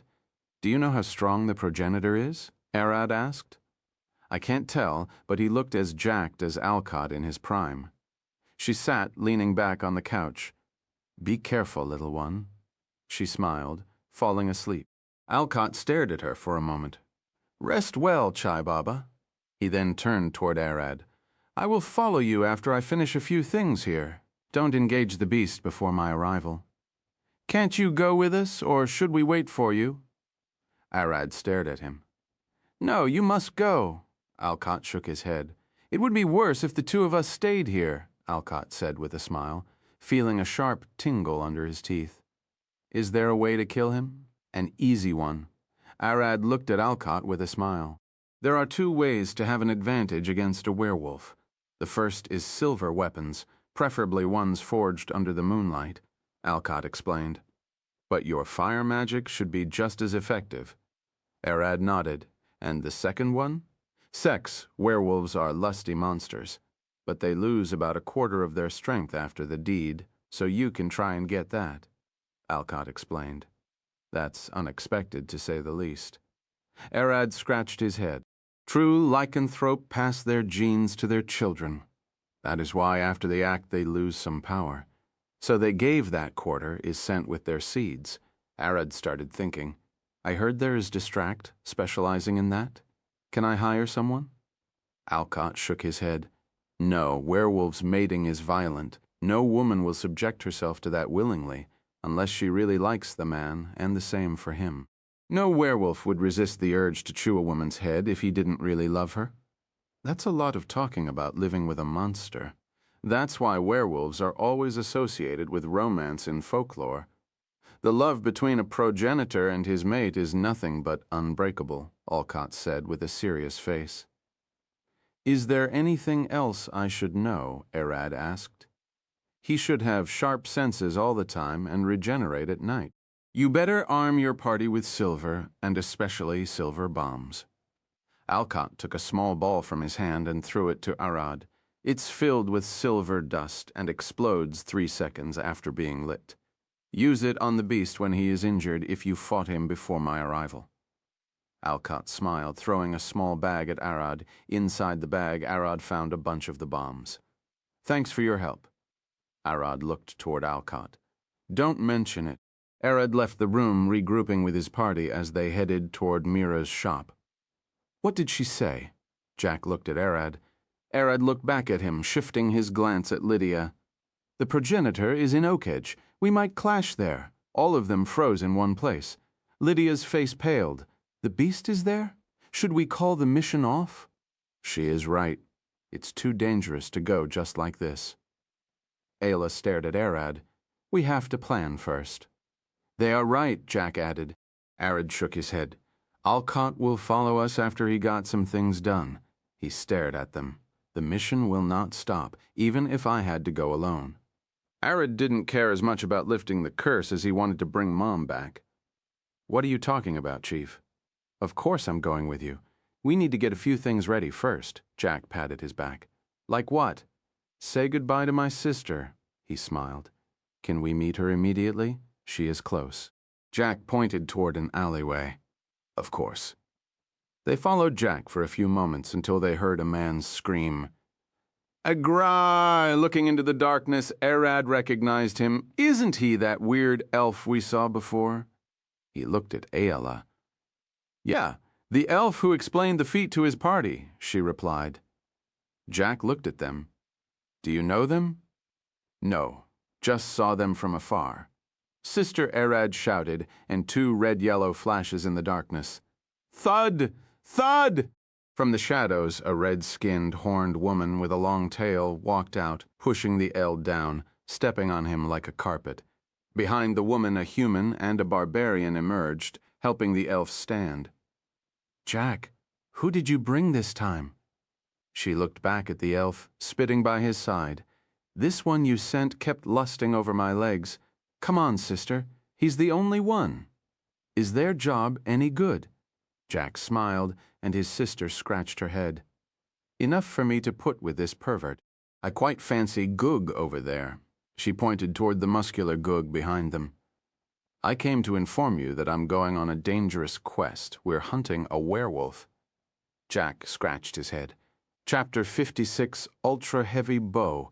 Gojo approached Arad, smiling. Are you the leader of the new party? You haven't decided on a name yet. He extended his hand to Arad, wanting a shake. As Aella stared at them, about to shake, she saw Arad's hair flailing, even though the wind was stale. But before the two could touch hands, Jack's sister shouted, You? What? Everyone looked at her, puzzled. Calm down, sister. It will be fine. Jack smiled, trying to calm her. Be it a werewolf or a stray dog, I won't fall easily. I'm talking about this bitch behind you, she growled, pointing at Lydia. Why do I smell her on you? We've been together since morning. We're going on a quest, remember? Jack replied with a wry smile. Lydia stared at her. What did you just call me? Jack's sister glared at Lydia, suddenly pulling her dagger and stopping it at her neck. If anything happens to Jack, I will crucify your church on the main plaza for everyone to see. Keep that in mind. She pushed Lydia away, growling. Sister, aren't you going a bit too far? I'm willing to trust your ability, Jack, but if this woman caused you any more harm, I will send her to meet her god. She walked toward Gojo. Get your shit together. We have an investigation to do first. She growled. You get yourself together. We won't get anywhere with you getting angry out of nowhere. Gojo said to her with a smile, patting her shoulder. She looked at him, citing, Sorry, let's go. Gug helped Vars up. Get up, pervert elf. She lifted him by the shoulder. Arad and his party watched them leave into darkness. Your sister is interesting. Jack smiled, below all that anger and lack of manners. She has a heart of gold. They started walking toward Mira's shop when Aella looked at Arad. Say that Gojo is interesting, don't you think? What? No, he looked like a normal adventurer, Arad replied. When you two were about to shake, your hair was about to start going crazy, she said, tilting her head. It was probably the wind, Arad replied, pointing toward Mira's shop. Aella smiled, quickly forgetting what had happened and focusing on the shop. Her new bow was waiting there. Mira, do you have any bows for me? Ella said right from the moment she touched the door. Clang, clang. Mira sat on her bench, hammering down steel. She looked back at them. Ho, you came quickly. What are you doing with steel? Arad asked. He expected to find her working the wood to make bows. My vision, I think steel is the next generation of bows. Look at those, she pointed toward a pile of crossbows. Arad walked toward the pile and lifted some of it. Ella and Jack went to scout the bows. On the other hand, Lydia found a large barrel to sit on and tend to her sword. Arad inspected the crossbows. This firing thing is of steel, but it's much shorter, he said, knocking on it. We call the limb bow, and some even called the arms, Mira replied. Steel can store a lot of power, but require enough strength to bend. No, making a steel bow is useless. No one will be able to pull it, Arad replied. That's right to us regular people, but it's a different story for monsters like Alcott. He should be able to pull a steel bow. She smiled, pulling two large bows from under her desk. This is a 70 kilograms war bow, and for the elf back there, it's a 150 pound. It's a decent choice for both soldiers and adventurers. Mira smiled. But for the more extreme people, I have this baby. In her other hand, she carried a wooden bow reinforced with steel plates. This steel act like crossbow wings. It's 270 kilograms, and to her, a whopping 600 pounds. Mira smiled, pulling a third bow with an evil giggle. This is my favorite, a full steel bow. It's made for the insane, crazy people who want to try it. She threw the bow to Arad. 680 kilograms draw weight, a 1,500 pound, matching the heaviest of crossbows out there in the Weald. This thing can tear your fingers off. Mira stared at Arad. How much strength do you have? Why do you ask? The first bow requires 12 strength, the second 16, and the last one, 19 strength. Unless you're a trained archer, that can lower the requirements. How could training make a weapon require less strength? Sorry, I didn't know you were that uninformed for an adventurer.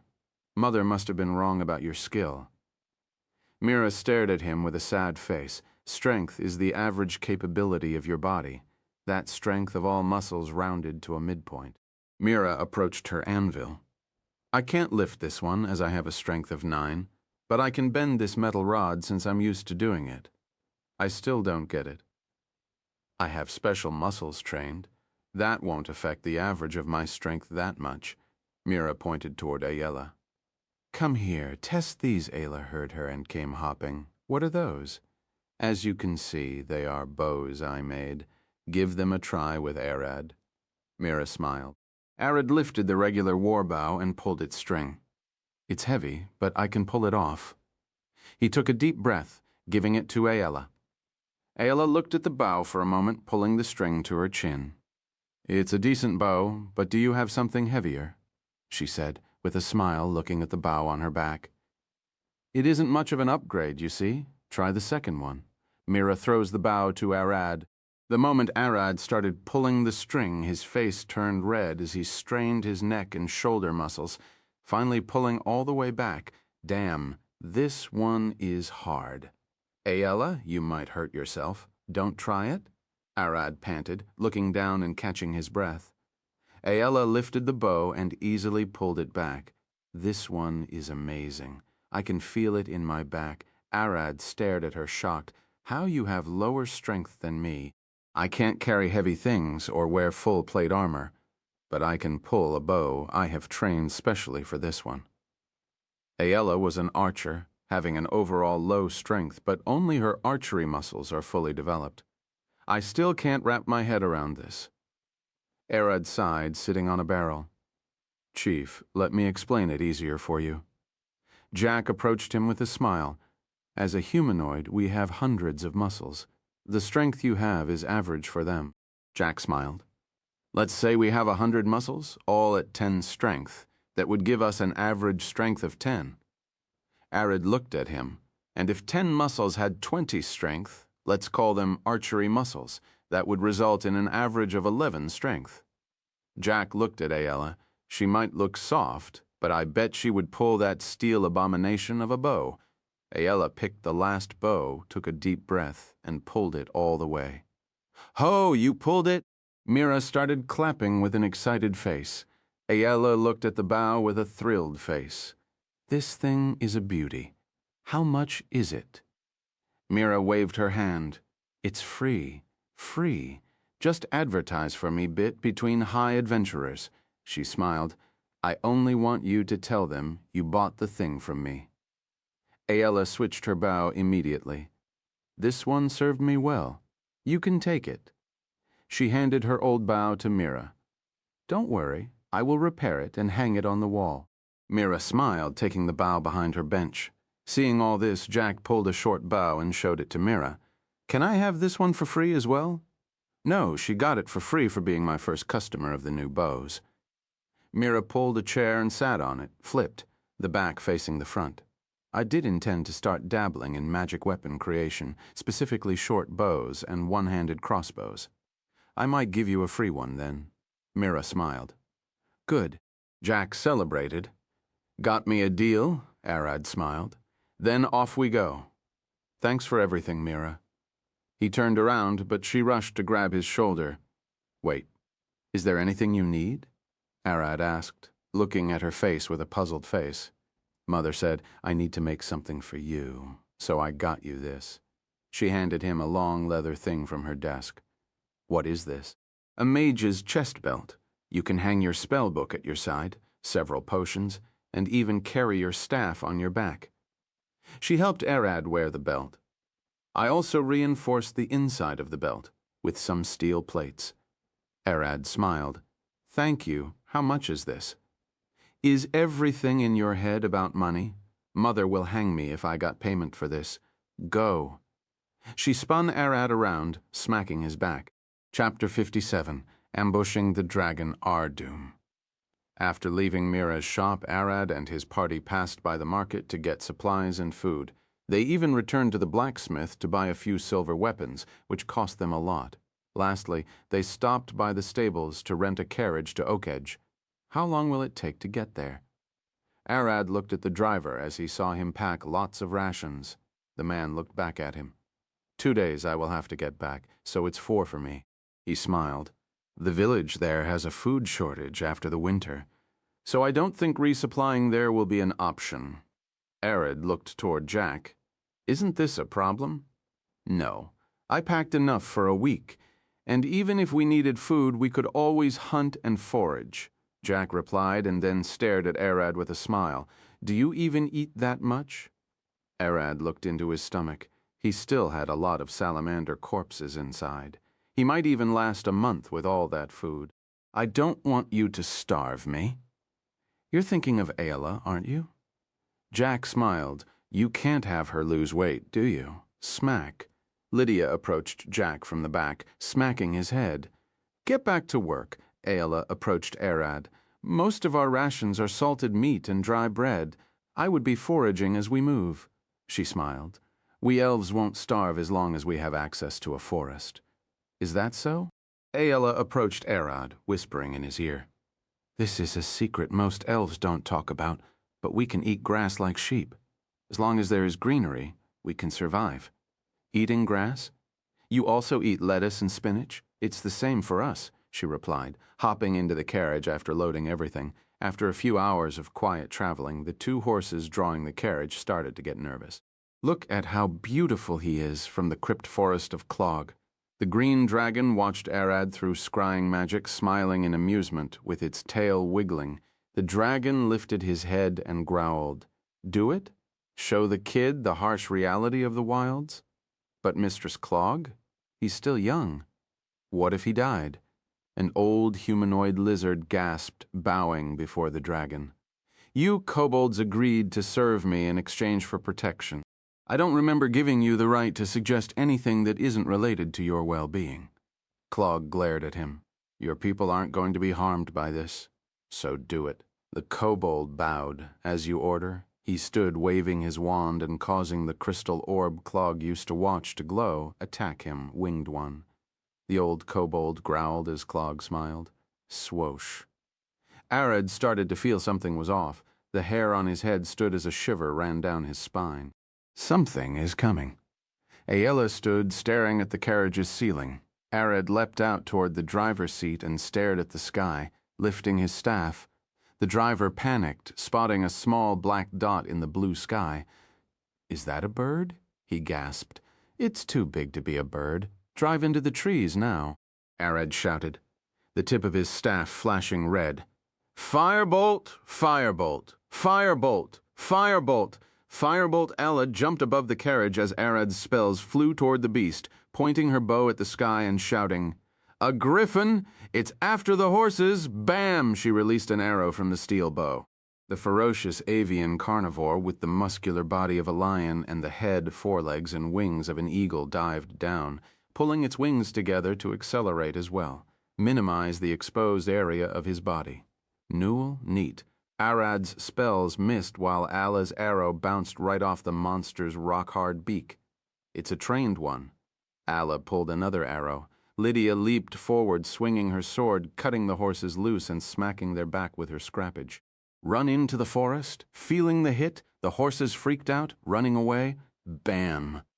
The Griffon landed between the carriage and the horses, exploding a cloud of dust like a storm. Ayla immediately fired an arrow aiming at his eye. The Griffon wiggled his neck, dodging like it was nothing. Stop! Lydia grabbed Ayla's hand. Don't move. He should go after the horses. Ayla pushed Lydia's hand away. Didn't you hear me? This thing is a trained Griffon. Look at its legs. Ayla fired another arrow. Upon looking closer, the Griffon had the marks of shackles on his front legs. The Griffon was staring at something else besides the horses. It was Arad. Screech. The beast sounded like a horrid mix between an eagle screech and the roar of a lion. The driver cried, leaping into the carriage and running from the back. The Griffon charged toward Arad, and Lydia leaped between them with her shield, blocking the beak strike. Grag, grag. Lydia swung her blade at the Griffon's head while pushing it with her shield. Don't mess with my workers. Thud. The Griffon glared at her, approaching him with golden eyes.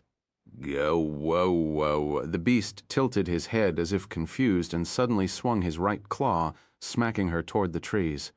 Told you to be careful, Ayla screamed, firing 2 arrows at the Griffon. Only now she realized that using a heavier bow dropped her firing speed. Cling.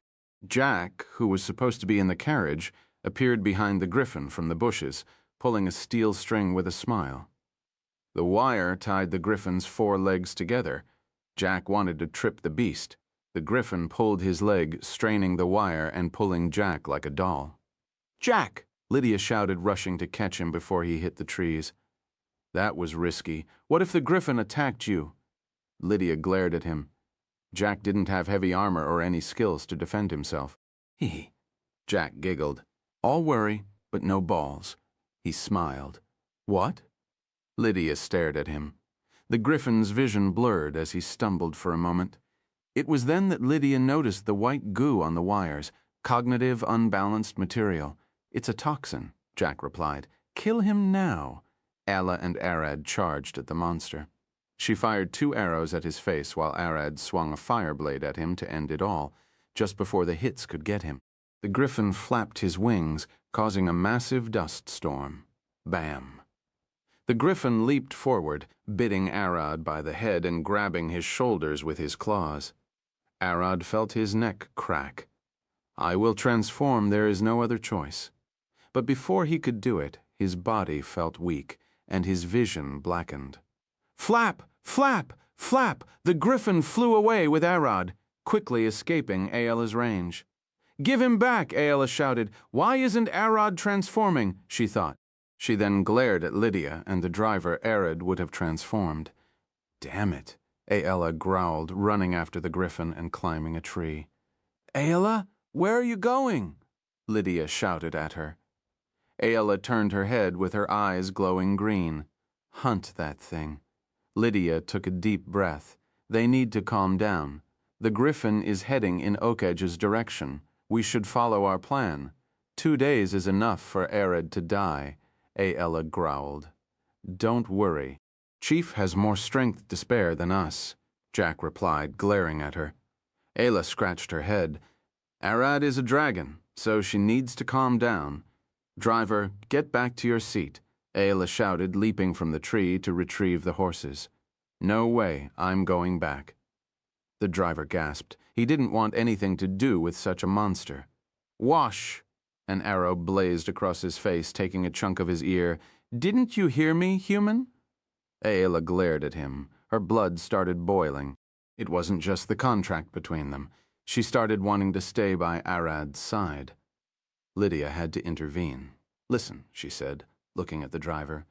We might have just lost a party member. Either take us to Okedge or leave us the carriage and retrieve it from the church later. She smiled, healing his ear. Fine. If that long ear was as nice as you, the driver growled. Jack approached him. Give the girl a break. She just lost her husband. The driver looked in Ayla's direction where she was grabbing the horses. I see. I wish my wife would be that passionate about me, he said, with a sad face. I bet she will celebrate my death. But that doesn't matter. I will drive you there. The driver stood with a smile. Let's go. Lydia stared at Jack. Ayala and Arad are married. Kind of. Jack scratched his chin. Illegal relationship? You aren't one to talk. Jack stared at her. You almost got me stuck. Remember? That was your fault. Lydia punched him in the shoulder as they got into the carriage. Clog laughed, rolling around like a sheep. A griffin took down a wormling. Lady Clog, bad news. The kobold rushed at her with the latest news. What? The griffin got killed. What? Clog gasped, glaring at him. The wormling did it. No, it was a bearded man with a hairy chest. Chapter 58, Oak Edge Entrance. Gah! Arad gasped, waking up with a sweaty face. Looking around, he was asleep on a bed in a wooden lodge. You're awake? The sweet voice of a woman reached his ear. She stood beside the fireplace, heating a blanket. Arad sat looking at her long golden hair and pure white skin. Who are you? That's my question to ask. My husband found you in a griffin's nest, she said with her eyes glowing green. Your husband? Arad looked around, seeing no one. My name is Arad Orion, an adventurer. The woman stared at him, worried. You were hunting griffins alone? No, the thing attacked us while we were traveling. Snatched me after getting poisoned by one of my friends. The woman smiled. Griffins have weak, short-term poison resistance, but they recover quickly. It might have taken you for a snack. Cree! The door slowly opened, and a beefy man walked in, bending his head and moving sideways to fit through. His bear reached his jacked chest, and his hairy arms were bigger than Arad's head. Honey, he seems to have awakened, the woman said with a happy face. The man stared at Arad. Kid, what got you in a griffin's nest? I explained to her. The beast snatched me from the road. After re-explaining what happened to the man, Arad stood. I need to leave as soon as possible. The man glared at Arad. Won't do you any good to rush. Come with me to the backyard. He waved his hand. My name is Hank Bearborn, a lumberjack living in these woods, Hank said with a deep voice, showing Arad what he was cooking in the backyard. That thing is big, Arad gasped, seeing the cow-sized carcass roasting slowly over flames. Hank smiled, shaking his beard. Griffin meat is hard but tasty. I bet you will find it pleasant. He rolled a tree trunk beside the fire and asked Arad to sit. You seem to be enjoying yourselves. The woman approached them with a smile, carrying a tray full of small chunks of meat and vegetables. She is Boris Orkran, my beautiful wife. Hank smiled, making a spot for her beside him. Arad looked around, smiling. How did you take the griffin down? He asked while looking at Hank. Hank laughed, standing up and walking toward a small tree in the back where his axe rested. I'm a lumberjack, Arad. It only took one chop to end it all. Hank swung the axe at the tree, cutting it in one strike with a loud crack. I saw him wrestle bears. My man is strong. Boris smiled. Hank, that tree will be firewood. Drag it to the corner. I know I've been working like this for years. Hank smiled. Arad rested beside the flames, waiting for the griffin to cook and thinking of how to act. Do you know the way to Oak Edge? Boris looked at him. The village. It's just a walk down at the mountain foot. Hank looked at him. Do you have any business there? I'm an adventurer. I'm here on a quest to investigate the strange incidents, Arad replied, keeping an eye on Hank. You mean the people disappearing? That was the griffins, kidnapping people who wandered into the forest, Hank said. He pointed toward the mountain. Go inspect the beast's nest. It's full of bones. Why didn't you kill it earlier? Arad looked at him. I'm not going to debate a moral dilemma. Hank stared at Arad. Griffins are intelligent and powerful. Even I might get killed. He then stared at his wife. The beast could fly away and come here to eat my wife. They have the brain to do it. Hank smiled. I came to live in the woods for a quiet life, not for me to start risking my life with monsters. I could have become an adventurer if I wanted that. Then why did you save me? Arad stared at him. Hank looked at his wife. She said, it's a shame to let a kid lose his life. He smiled. The griffin had become a pain as well, making his death an inevitable outcome. I see. Arad stared at the flame. The griffin was behind all the disappearances. He scratched his head. I still need to investigate the village, make a detailed report, and regroup with my friends. He looked up. There was still the matter of the werewolf. Hank approached the griffin and used a knife to pluck a chunk of the meat, biting it. Eat up. It's ready. As they ate, Arad asked, "By the way, have you heard of a werewolf nearby?" The two stopped eating, staring at him. "Werewolf?" Hank stared at Arad. "Why do you seek such a beast, hate life? I got cursed with lycanthropy, and I need to kill him before I start transforming," Arad replied. Boris looked at him. "I don't know much about it, but I heard the church could heal you." "They tried and failed. I need to find the progenitor and finish him off," Arad growled. Hank stared at him. "I heard of a werewolf around here, but that was years in the past. I doubt the beast still roams the place." Boris looked at Arad. "Fighting a werewolf is dangerous more than the griffin. Do you have any peaceful plan to solve it?" "We think the werewolf might be able to free me from the curse willingly." "That could be an option," Arad replied. "But we don't intend to let a dangerous monster roam the village. We think he is behind the disappearances, not the griffin." Hank shook his head. "You might be right, but I don't think killing him is the only option. I say it might even be bad." "Yeah. What will happen to the other afflicted?" Boris stared at Arad. "If you killed him, people who get infected from his spawn later wouldn't be able to find a cure." Arad didn't think about that point. "Would it end like that?" "I have to ask the church about that. I suggest against that as well. The church people are hard-headed and only want the beasts dead. Those gowns don't think about the common folk, and I bet you're just a tool they want to use to kill the beast for cheap." Hank stared at Arad. "I don't think that's the case." "It is the case. Otherwise, the church won't send such a weak kid to investigate the disappearance of tens of people." Arad stopped for a moment. "What should I do?" he sighed. "First, I will regroup with my friends and decide later." "Don't do anything rash. Just remember when the griffin kidnapped you." Boris looked at Arad. "You would end up dead facing the werewolf if he were even here." Later that day, Aella and the rest arrived at Oak Edge Village, exhausted. "Let's ask around." Aella didn't care, leaping right away, searching for Arad. "I will head back then. Please be careful around here," the driver said, turning his carriage and leaving. Jack waved his hand. "Take care and be wary of the griffin." He smiled, looking back at Lydia. "Where is Aella?" She rushed to the tavern. Lydia pointed with her thumb. "She can't take a break. Let's follow her." Crack. Aella pushed the tavern's door open, glaring directly inside, looking for the owner. All the farmers and people drinking there stared back at her. Long ears? What is she doing here? Weren't we in a war with them? "Leave her be. She will leave soon enough." Another man sighed. "Hey, girl. Why are you glaring so sharply?" A group of young men surrounded her. "You aren't looking for troubles, are you?" The villages at the back stood. "Those idiots, are they looking for trouble?" "Hey, kids, get back to your seats and leave her alone." The bartender growled at them. "Another fight and I will hang you naked on the village tree for everyone to see. She's is the one looking for troubles, staring at us like that," one of the young men said, glaring at Aella. "A young man with black hair and red eyes. Have you seen him around here?" "Do you know where the griffin's nest is?" Aella asked, staring at them. "We have a lot of people with black hair around here, like yours truly here." The young man smiled. "But we never heard of red eyes." Another one smiled. "The griffin nest is at the top of the mountain. You can go there in the morning for the time being. You can spend the night in my house." "Thank you. I'm going now." Aella turned around to leave. "Hold up, girl. Leaving like that?" One of the young me grabbed her by the arm. "You aren't going anywhere till morning."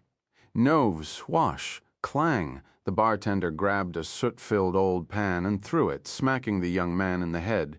"You fucking bastard, do you wish to die? What was that for?" One of them cried as his friend fell to the ground. Chapter 59. An Elf on the Hunt. Aella looked at the bartender, yelling at the young men. "You bastards with no manners, fuck off to your houses." He ran after them with a broom. I'm heading out, Ayala said, walking toward the door. Clack. Jack closed the door, looking at her. It's almost nightfall. Do you want to go alone to the forest? He stared at her face.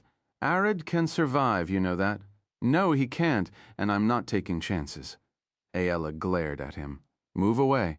No chance. Arid will skin me alive if I let you get yourself killed. Have some faith in your leader, Jack stated with a passive face. We elves have a better night vision than Griffons. Our chance is to kill it at night, Ayala replied, pushing Jack to the side. Ayala, stop. Do you think a griffin will live alone? Your arrow couldn't even pierce its wings. Lydia grabbed her hand. Jack is right. Let's prepare first. Make a plan and hire more people. Ayala looked at Lydia's hand, remembering the elves who died when her magic failed.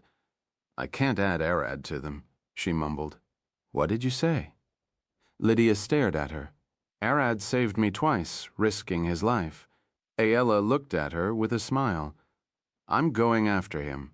A faint gust of wing rushed around Ayala with her smile, rumbling quietly as the candles flickered. Damn it, Lydia growled. Jack, we're going with her. She stared at him. She then glared at the bartender. If you have ropes, please give us a handful. Jack scratched his head. We have more chances if we are together, I can understand that. He sighed. Are you going to hunt the griffin in the middle of the night? The bartender glared at them. Kind of, Lydia replied. I won't let this idiot kill herself. We'll set a trap, bait them away from the nest first.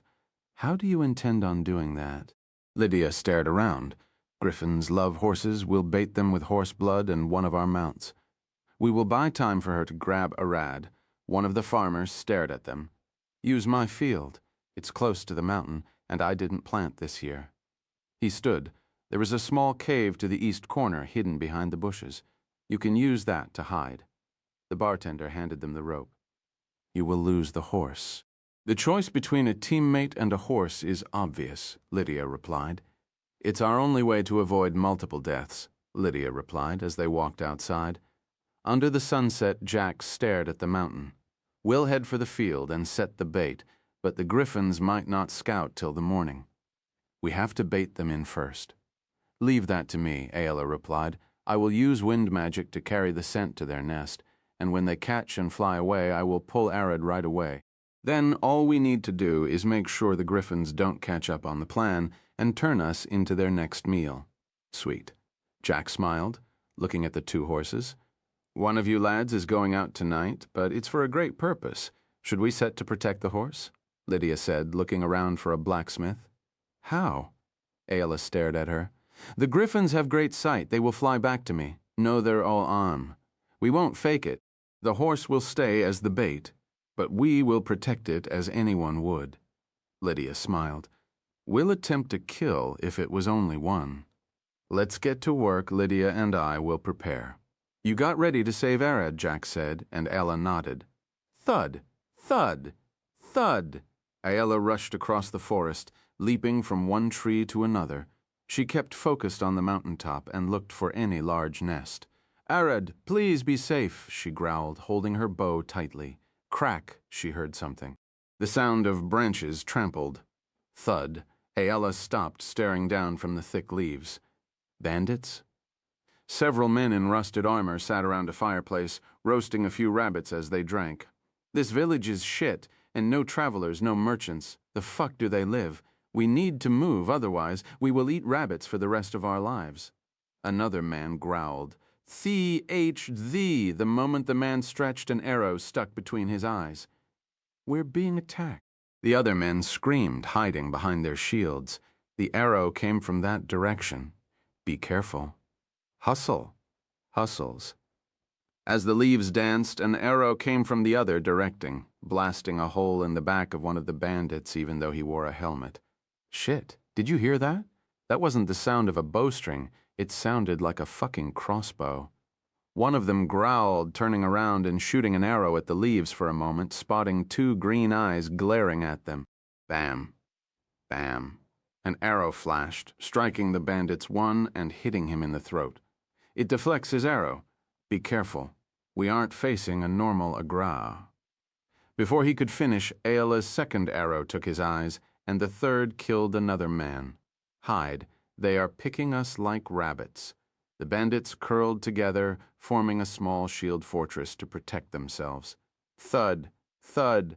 One of the bandits looked up upon hearing the footsteps on the wood, only to see Ayala leaving between the trees with the crescent moon behind her. She aimed her bow down mid-air, and elf, the bandit yelled as an arrow pierced his shoulder. Thud, Ayala fell on him, pushing the arrow deeper into his chest with her foot. The bandit screamed, seeing her land in the middle of their shield fortress. Kill the bitch, as the bandit dropped his shield, swinging an axe at her. Ayala grabbed her steel bow with both hands, smacking him in the face. She then pulled her dagger, stabbing him in the throat and chest before turning toward the other bandits. Two pulled their swords, but Ayala opened her palm and lifted it, remembering the elves dying, slowly losing focus on her magic. Just moments before the magic could fail, she, the griffin, taking Arad. Levitate. She growled levitation. Ayala's spell activated, causing a gust of wind to lift the two adventurers a few feet. What? The two growled, but Ayala put an end to their life with two dagger stabs.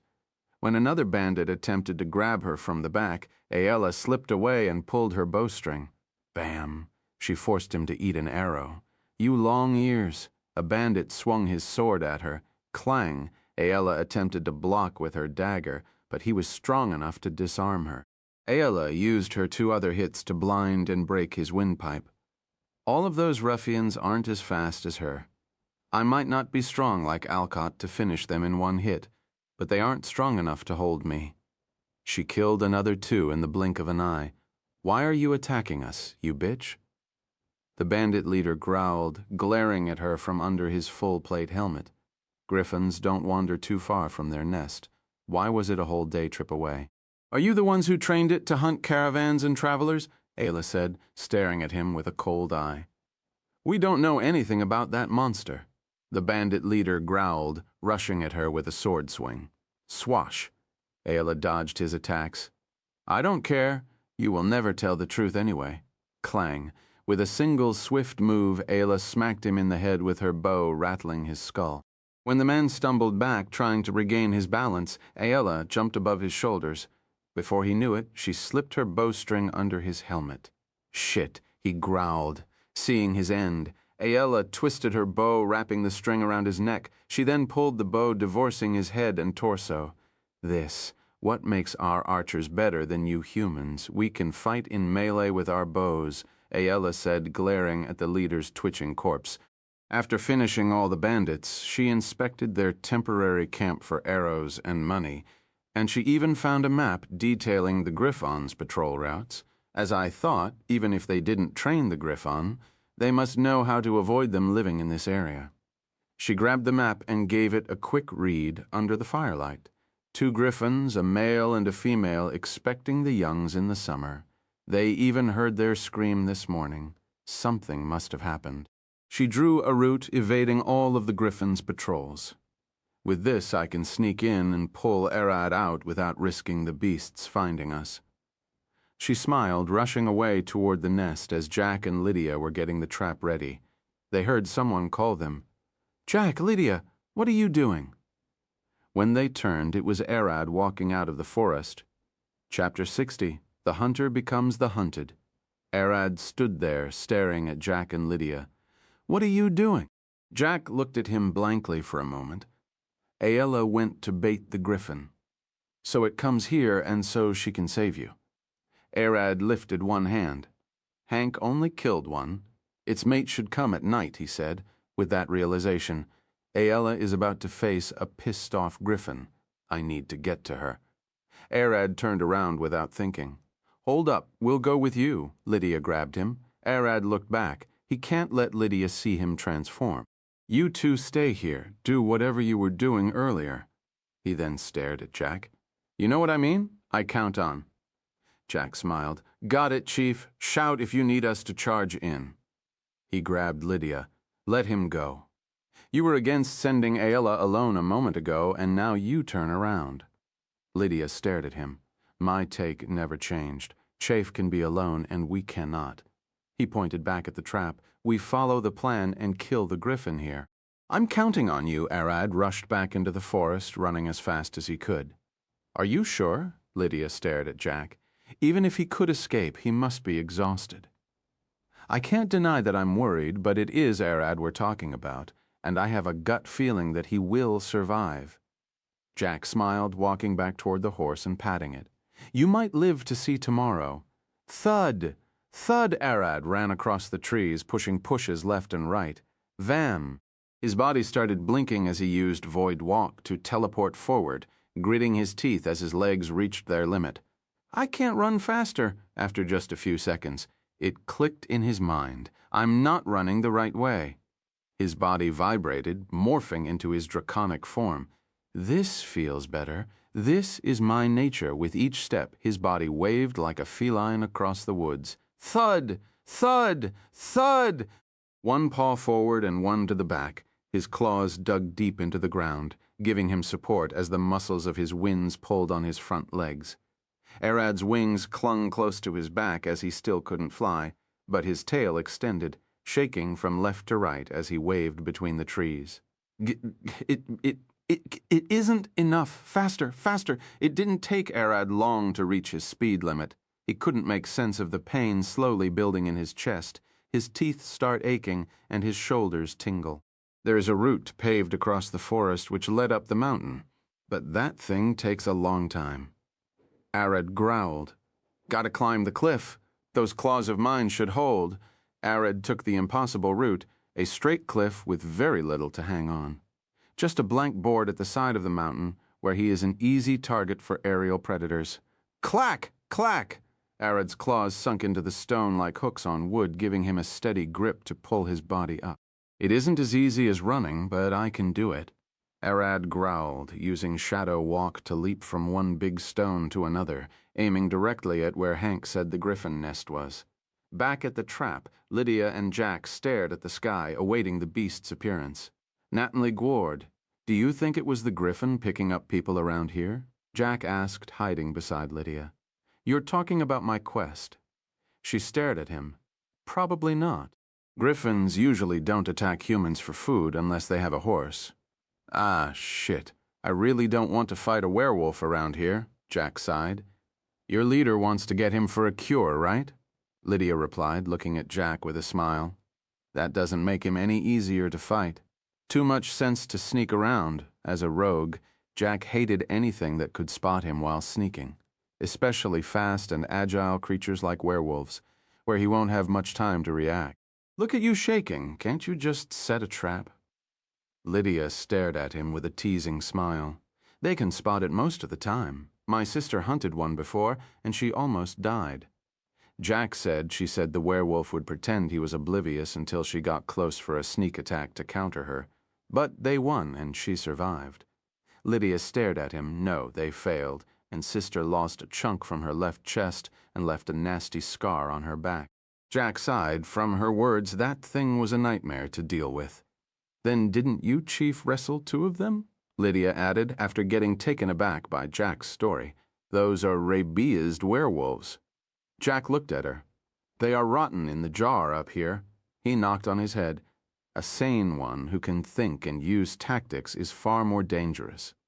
Lydia stared at him, like the difference between a swordmaster and an idiot who just swing like an ape.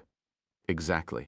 Jack replied, smiling. "I hope we can make a deal with him first." Crack. As they sat, they heard the faint sound of something shattering in the distance, and Jack looked at the ground. "If I hear one fucking howl, ooh, damn it, Jack growled, turning around toward the village. The beast stood at the top of the church's bell tower, glaring down at the village as the moon lit the sky. Cling. Lydia pulled her blade, but Jack grabbed her hand. "Sheath it. If we two died now, Arad and Ayala would have even less chance against this thing." He glared at her. "We can't let him harm innocent people." Lydia glared back at Jack. "One death today, and we can end him tomorrow." He glared into her eyes. "Attack him, and we will have 3 deaths today, and even more tomorrow." Lydia ground her teeth. "He's right there," she growled, sadly. We don't have enough power to face him. He turned toward the city. You stay here at the trap. I will sneak around and see what he's up to. Lydia grabbed him by the shoulder. You just warned me, idiot. We can't leave the trap, and having you with that heavy armor will attract more attention. Jack looked at her, and it will give people hope that we came to save them. We can't have that and then let them die. He rushed toward the city as Lydia watched. Damn it.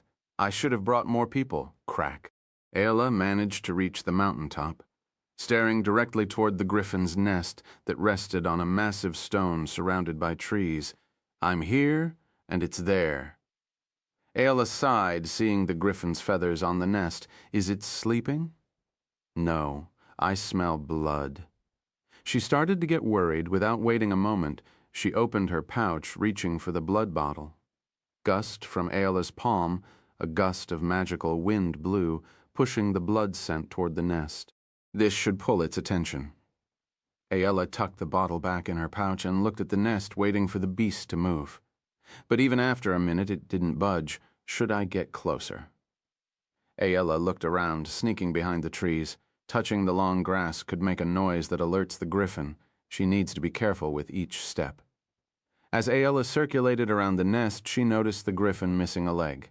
It was then that she got alerted, boldly approaching it. It's dead, gouged, Ayla gasped, seeing the beast's guts spilled on the shattered eggs. It's hard to tell, but those wounds belong to an axe. Ayla inspected the nest, unable to find Arad even in the beast's torn stomach. Those wounds belonged to a strange axe, a wood-chopping one from the shape of the bones. As Ayla looked at the griffin's corpse, she heard the grass crackle behind her. Thud, Ayla immediately turned around, pointing her bow with 3 arrows loaded.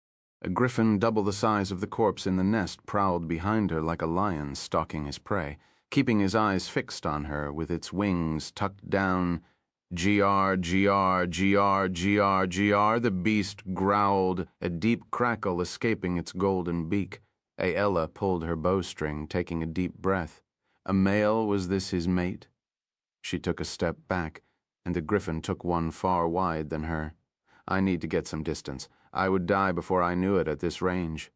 Ayla gulped, thud. The griffin's front talon pushed into the ground as he was about to lung forward with all his might. Bam! Bam! Bam! Ayla released the 3 arrows, aiming at the eyes. The griffin didn't leap and pulled his right wing over his face to protect it. Clang, clang, clang. The arrows bounced right back. As the griffin looked ahead, Ayla already leaped back several meters while aiming at him. G-R-G-R-G-R-G-R-G-E, the beast growled, glaring at the nest, and then at Ayla thwack.